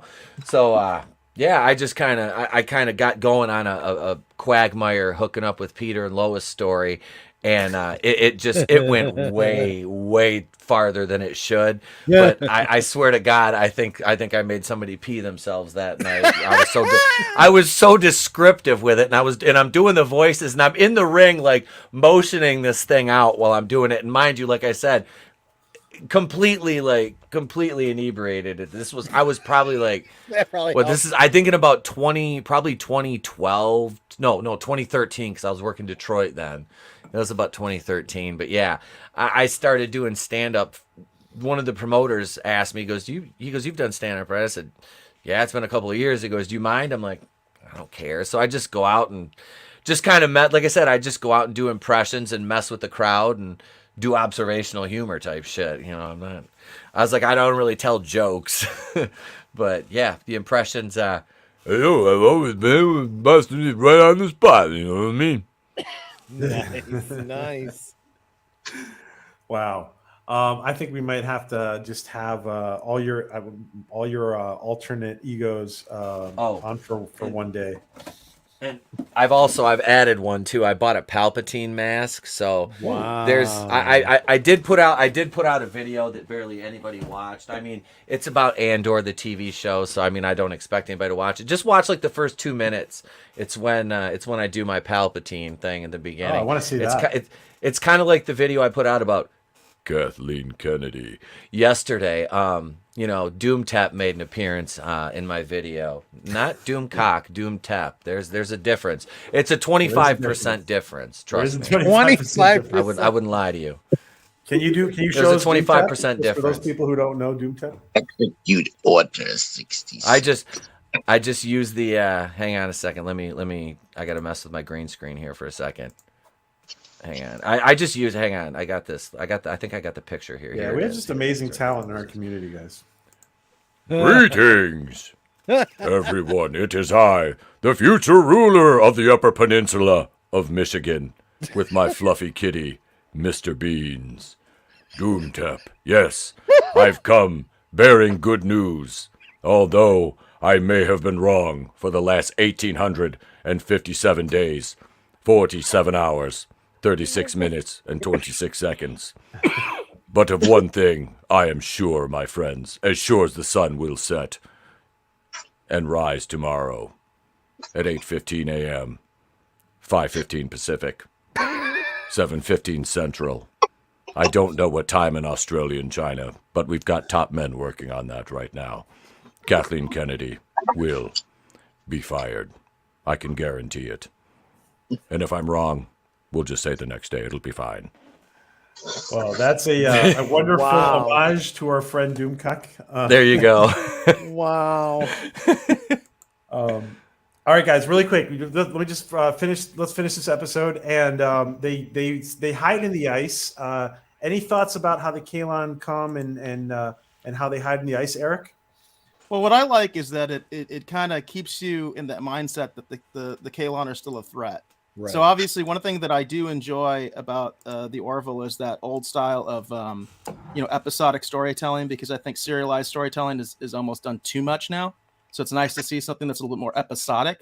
Yeah. But they still keep that major story arc in your mind. Yeah. You still know that the Kaylon are a big deal. They're still around. And I also like, there's a lot of humor in the show, but this puts a little bit of dramatic tension in the show as well. And then they also kind of showed the value, right, of I want to say old Kelly. Sorry, old Kelly versus young Kelly. Where they actually are collaborating a little bit, and they're actually sort of appreciating each other a little bit. So a lot happens in this scene that I liked. Yeah, Troy and Etep. Troy. Yes, no, I agree exactly what he said about the episodic versus procedural. I love the idea that younger Kelly has the insight with the idea. Of course, older Kelly keys into it really quick because same memories and whatnot.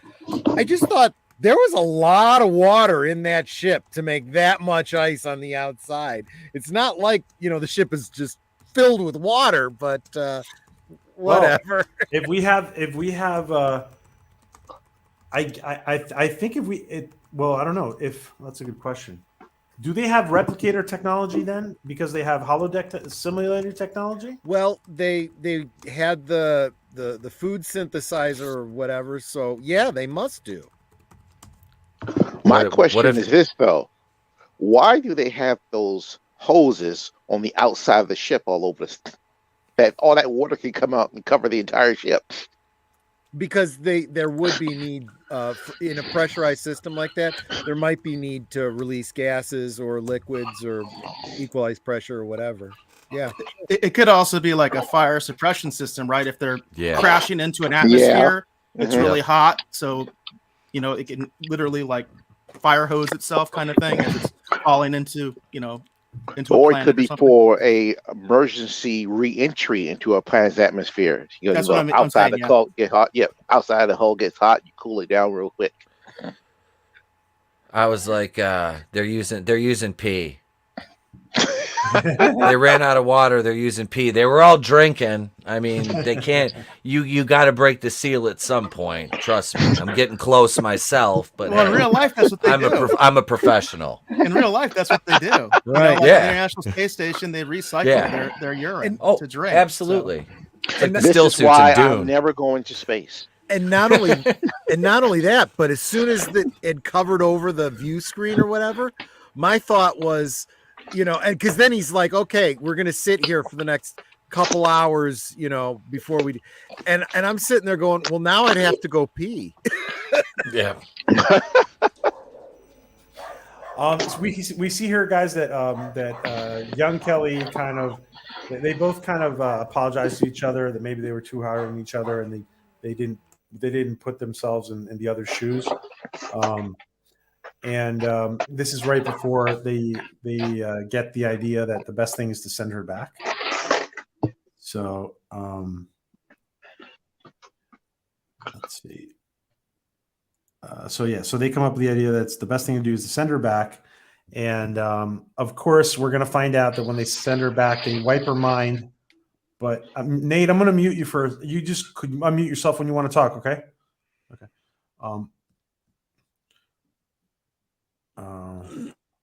Yeah.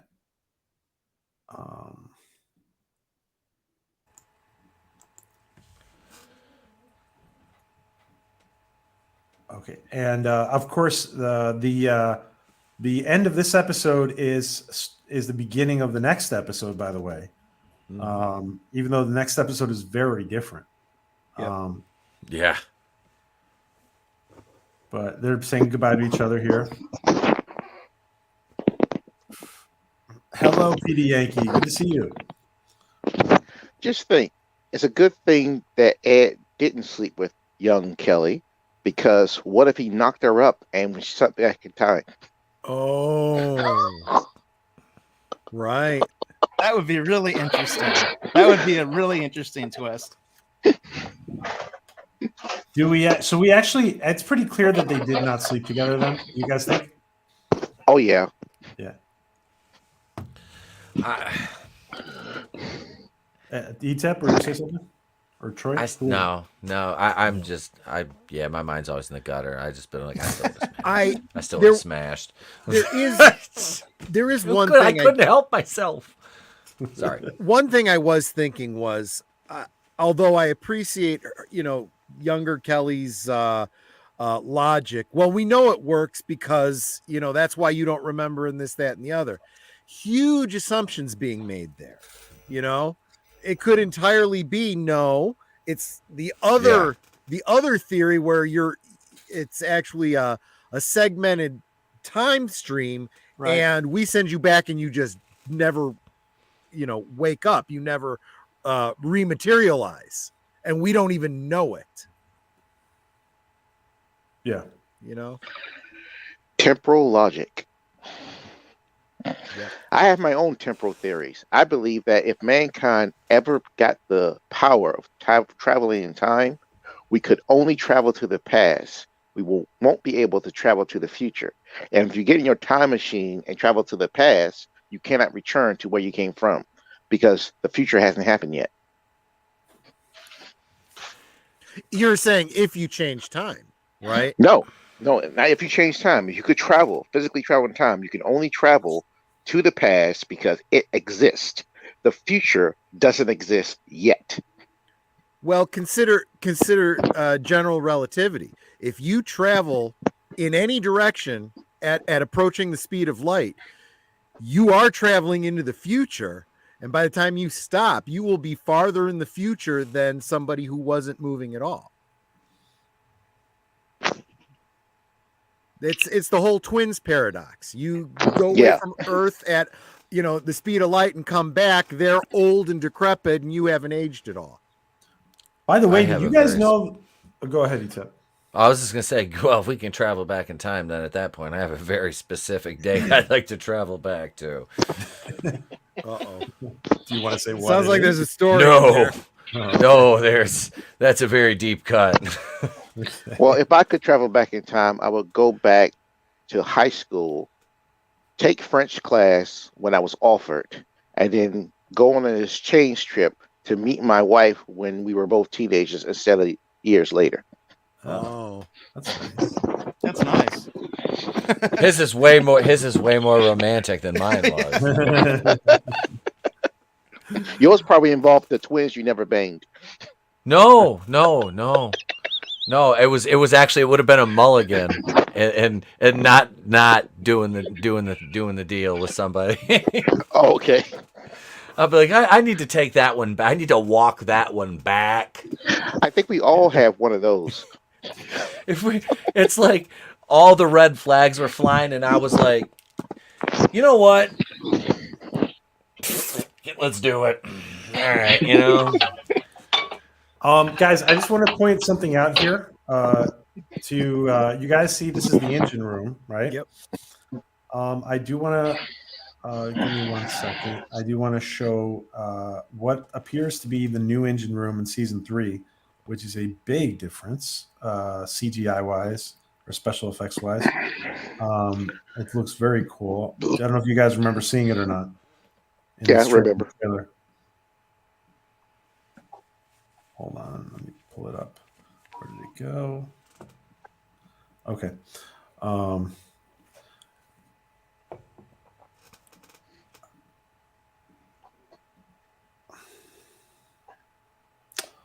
damn.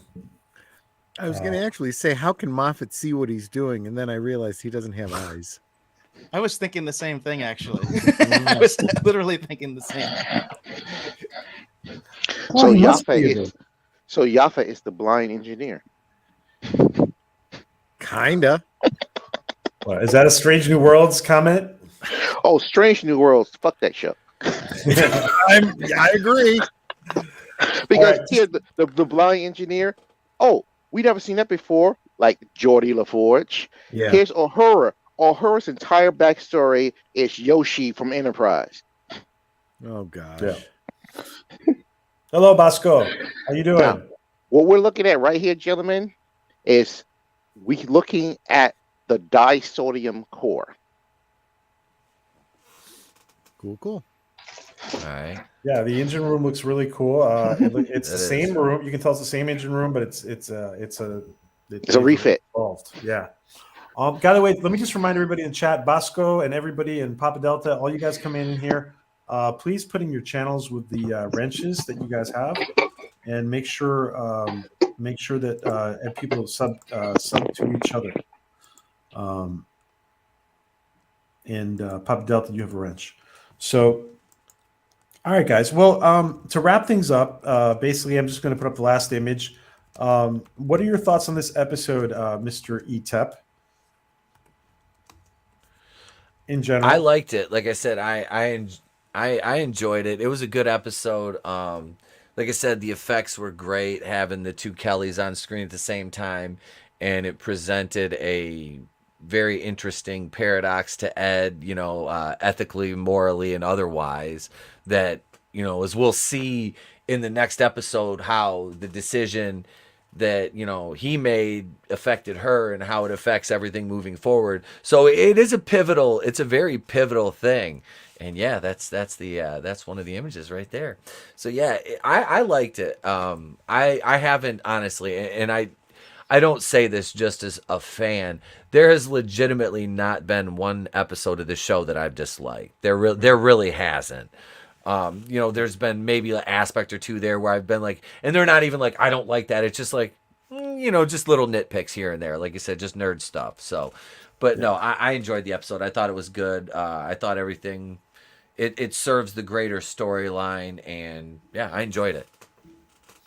And just to reiterate here, guys, the very last scene, something happened that the memory wipe did not work. I forget the why. I forget the why right now, but it did not work. And she tells Ed, no, she doesn't want a second date. And this is how the timeline changes, and we get the alternate timeline in the very last episode. But Eric, go ahead. In general, what were your thoughts on the episode? Well, I think the ending is really interesting because it kind of negates the earlier scene where it feels like, young Kelly and old Kelly actually kind of make amends and kind of respect each other, right? That the whole incident with the Kalon and everything, they seem to have that mutual respect for each other. But then ultimately young Kelly is like, no, I don't want your life. You know what I mean? I don't want to go there. I want to do something different. And, I think they might explain a little bit more in the next episode, obviously. But since I haven't watched in a long time, I don't know the answer to that. But I think it's really interesting how they set that up, that she just that whole conversation seemed to just have gone, in one ear out the other. Like there is no mutual respect. She's like, I'm going to do my own thing because I don't want to go through all that. And I think that's also really interesting, like philosophical question, right? If you could do something like that, would you? Because it would ultimately have repercussions. Yes, that's a setup for the next episode, right? It's going to have repercussions if you do something like that. Yeah. So, and it also, just to point out, it also tells the whole audience how what an important captain Seth Ed becomes, because just because Ed's not there, everything goes to hell, right? Well, there's also an old like science fiction concept, and somebody on the panel might know what it's actually from, because I know it's from a book where somebody goes back in time and all he does is like swat a fly, and it like totally destroys the future. Like that's kind of the idea, right? That old you can't do something like this without a consequence. Like, and this is the sound of thunder. Yeah. So I think it's good science fiction. It has that callback to that. Also, I've mentioned it before. I like the callback to TNG and the episode, with Second Chances, the one where we get introduced to Thomas Riker. So definitely a big, thumbs up from me. Great episode. Yep. And Maria, you don't have I know, right? Thank you. Thank you, Maria. Maria is just too sweet. She is too sweet. She's going to get her sainthood at some point. I believe so. Thank you for letting you on the stream. Yeah, we let you on the stream anyway. We'll let you on anyway. But good luck with that video. I'm looking forward to that video. And Maria's going to be putting out a video sometime tonight or tomorrow. And I'm not allowed to say what it is, but I'm sure we're in short. But I'm sure we're going to enjoy it. So I think it's a review. Hey, Maria, if PJ will let all these ugly mugs on the screen, of course he's going to let you on. I resemble that remark. By the way, your background looks great, ETEP, and I forgot to tell you that before. And Troy, go ahead. What are your thoughts on this episode? Like I said, I really like the way they dealt with time travel here. And they do, because of the way they follow up on it, you get the rules for time travel that were unclear and speculated on earlier in this episode, and they were consistent with it, which is good. Kind of a throwback to the old Next Gen episodes that dealt with time travel that were usually really, really good, very consistent. When you try to go too far, too long with your time travel, you end up just mucking it all up. So I think that worked out great. I felt we got all the great character building points, the drama that we would have wanted from this. And it really does address the whole if I had it to do all over, would I change it? Would I do things the same? What could be the possible ramifications of doing that? And the less mature part of me is saying, after the stream, I think I got to go and see if there's any slash.com stories that deal with this episode. Guys, don't forget. By the way, everybody who's putting up their links, including all of you guys on the panel, please put your links into the chat before we sign off. Guys, sub to each other. We grow together. It's important that we support each other. And I love what E-Tip wrote. Sub to E-Tip or wake up with a chupacabra in your bed. Absolutely. Mira, of all the things you don't want a chupacabra in your bed. Nate, what are your thoughts on this episode? There's no episode of Orville I have not liked. I think better than Star Trek The Next Generation first season. They came out the gate strong. I liked all the characters. I remembered everybody's name. They told us everybody's name, unlike STD. There's still some characters that people don't know who they are. And their bridge crew. They know that's black one lady, white lady two, Asian guy, black guy. They don't even know their name. Right. But Orville comes out the gate strong. They know what they're doing. And this episode particularly, I like because this episode and what's the title of the episode where they thought Kelly was a god? Oh, yeah, I know I don't remember the title. I'll tell you right now. But yeah, that's the. By the way, have you guys heard JP Egotastic's theory on that episode? It's called Mad Idolatry. Okay, Mad Idolatry.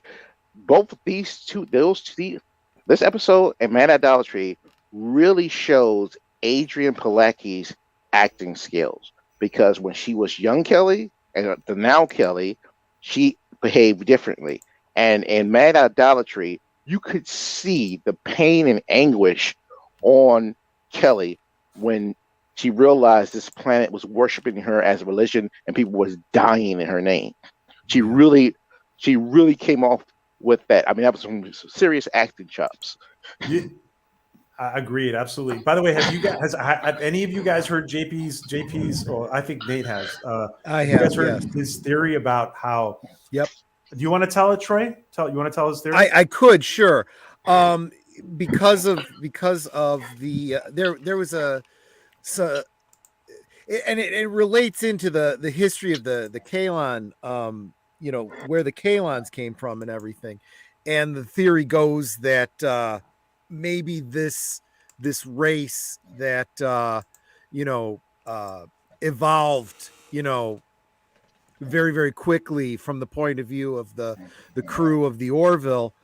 Maybe they were the ones that created the Kalon, and that was the whole backstory there.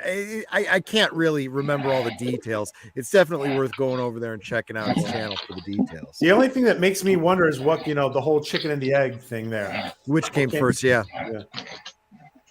But guys, I want to thank you all for I'm kind of signing off quickly because I want to respect your time, and we've been here longer than I thought. So thank you very much to all of you.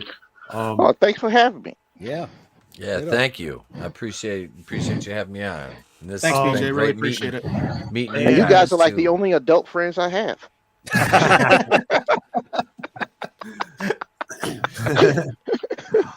Really quick. I spent my day working at school today. Oh Lord. I got two of them. Yeah. I got an 18-year-old and I got an 11-year-old. Oh yeah, well yeah. Once you're a dad, it changes everything, right? Yep, I know. I'm 6. What's up, PJ? Tell us what's coming up on ETEP on place to be reviews, and all right, what do you want to get out there to everybody? All right, so I just released week number 7 of WCW Monday Nitro over on my channel. It's a full episode review.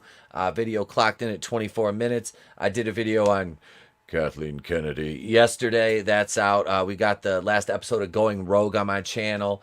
Tomorrow morning, we got a morning show from 9 to 11. I decided to, I'm a benevolent God. So I decided to bestow upon my subscribers a morning show. No, I haven't. I used to do the morning show and I loved it. I just don't have time.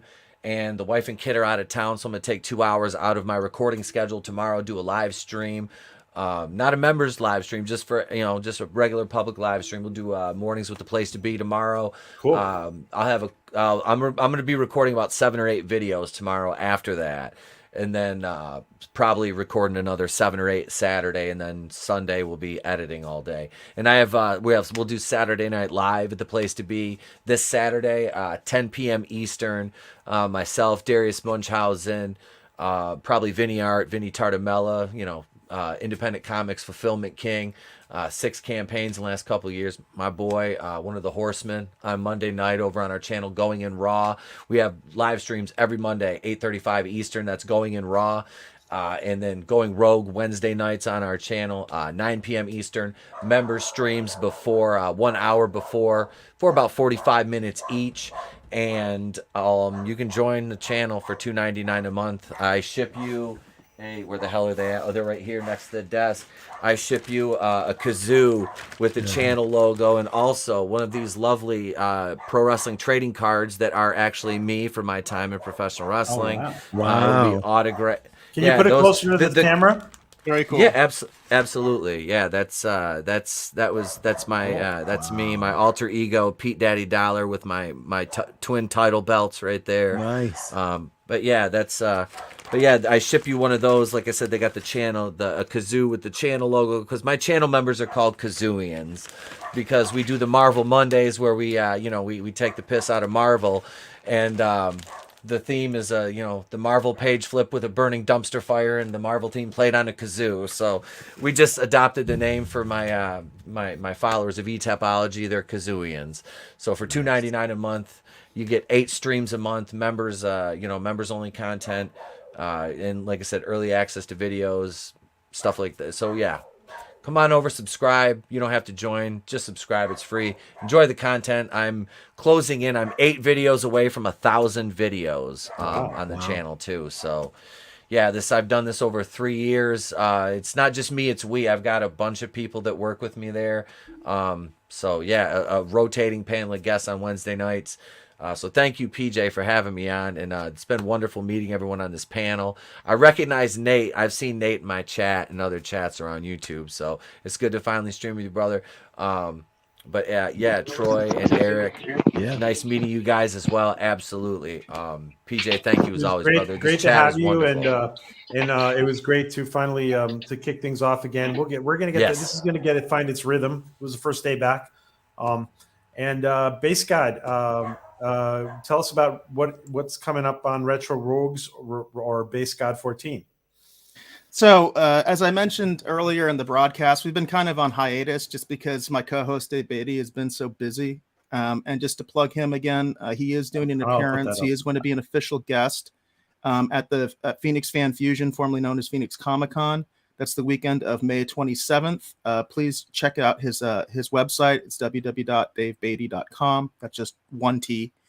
And he has been real busy. So I'm going to be looking at doing a little bit of rebranding probably with my channel, just because I don't know how long it's going to be before he's going to be able to do the Retro Rogues live show with me again. And one of the things I'm really considering is actually going back and reviewing Orville season 1 as from my perspective, which is someone who hasn't watched it. So I'm an Orville fan, but I came in the second half of the season. So I think I have a kind of unique perspective from that, because I know I like where it is. Well, I like where it started, so I'm thinking about doing something like that.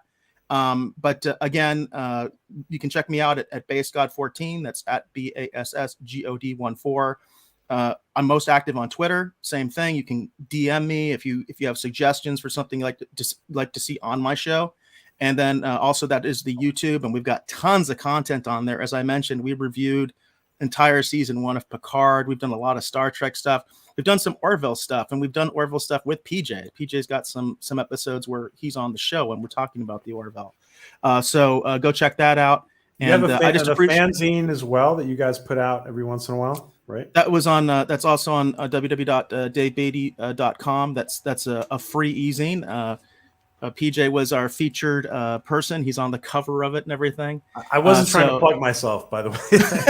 No, I appreciate that. Dave did an amazing cover. I was like, wow. Yeah. It came out really well. So definitely check that stuff out. And like I said, I'm out there, and I'm probably going to go through a little bit of rebranding. There was a question in the chat, I think from Time Prophet, where he was asking if I actually play bass. That's where it comes from. Is I used to be in a band. I used to play bass. I used to play bass guitar, and that's early days of like social media. That's what I gravitated to, because I was always pushing my band, constantly pushing my band. I've just stuck with it, So it is not Bass God. That always does annoy me. PJ has fun with that sometimes. I'm not a fisherman. I never was really a fisherman, but I was a bass player in a band for quite a while. So you usually get all the ladies. Well, I got some stories, but back in the day, and I was a lot better shape too back then. So yeah. Awesome. Troy, thank you, Eric. Troy, tell us about Troy Pacelli channel. Yep. Well, Friday nights, 9 p.m. Central. It's Friday night last call. Get together, hang out, have some drinks. The more I stream, the more I drink, the sillier I get. Tomorrow night we'll actually be doing a watch party for Remo Williams' The Adventure Begins. We just lost Fred Ward. Want to kind of honor him. May turn it into a drinking party, or excuse me, a drinking game. Maybe I will take a shot every time they do something that's politically incorrect that they wouldn't be able to do if they were making the show today or the film today. But I do all kinds of stuff. The Fridays are consistent.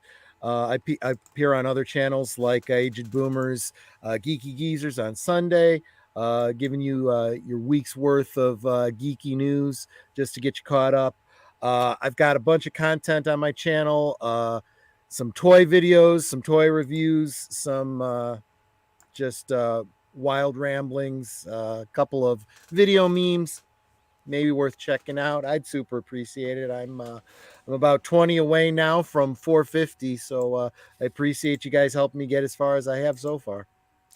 I didn't realize we lost him. Oh my god. Yep. Yeah. Yep. Just this past week. Wow, that's too bad. They drop it like flies in Hollywood. Yeah. My earliest. We just memory lost of Fred Ward Vangelis is too. Tremors. Tremors was an awesome movie. I have like, what is it? The like 5 or 6 movie collection. Like somebody got, like, I think it was my mother-in-law bought it for my son because he watched one with her and he loved it. So she bought him all of them. And yeah, so I've seen all of the terrible Tremors movies now that didn't have Fred Ward in them. Wow. Yep. Wow. Nate, tell us what are the plans for Nate Knows? June. I am telling you right now, I'm going live. I'm telling you this, June. My channel will be up and running in June. Awesome. I will have to crawl through broken glass. It will be done. It doesn't have to be perfect as long as you start. Doesn't have to be perfect. Because I've been re-recording because I'll say a statement I've written out and then I find out, oh well, no, that's incorrect. And then I have to go back and do it over again. So I'm gonna be in June. No matter, it can be shit crap. It will be out in June. That is my guarantee to you. This is my promise. Geek Flag with Nate Knows will fly in June. Awesome. And Nate, thank you for filling in for one of our panelists. I appreciate that. It's not a problem. Thanks for having me. I like hanging out with you guys. Awesome. Thank you. And at least three of you. Let me just say, can you close out the stream by telling us, Troy, about Netter's channel? Sure.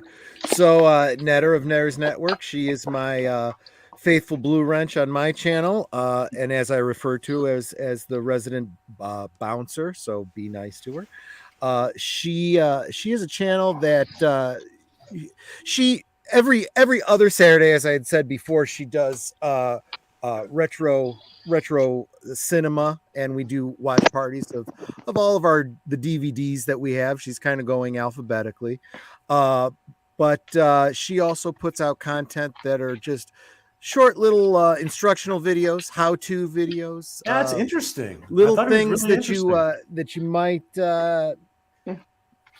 might take for granted, but never really thought about. You know, how to fold a fitted sheet, for example. Stuff that the kids need to know, but nobody's teaching them. You know, that kind of thing. Can you tell us really quick about the 3D printing that you guys are doing? Yeah, so I have desperately, and this is gets into some of my toy enthusiasm. I like to do custom action figures, custom what do you call it, like dioramas and play sets and so forth. And these days, you kind of need a 3D printer for that. And a buddy of mine, he had an extra 3D printer, said, go ahead, start working on it, go online, find out how it works. And I've been doing all of the 3D, you know, slicing and, you know, that kind of stuff, taking the models and putting it in to be printed. But then Netter has done the research to find out how to do the actual printing.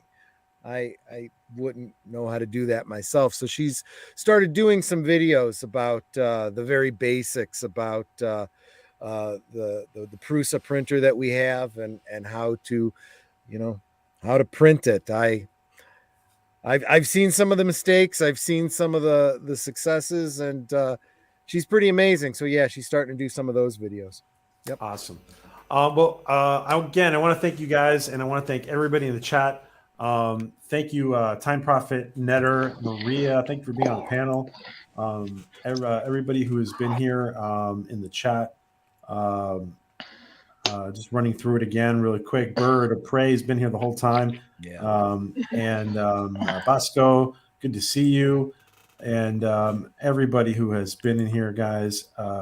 Papa, Delta, everybody who's been here so from the beginning. Todd, thank you guys. So Orville season 3, we'll be back next Thursday with the final episode of season 2. Bye, guys. Thank you, guys. Thank you, panel. Have fun, but keep it legal. All right.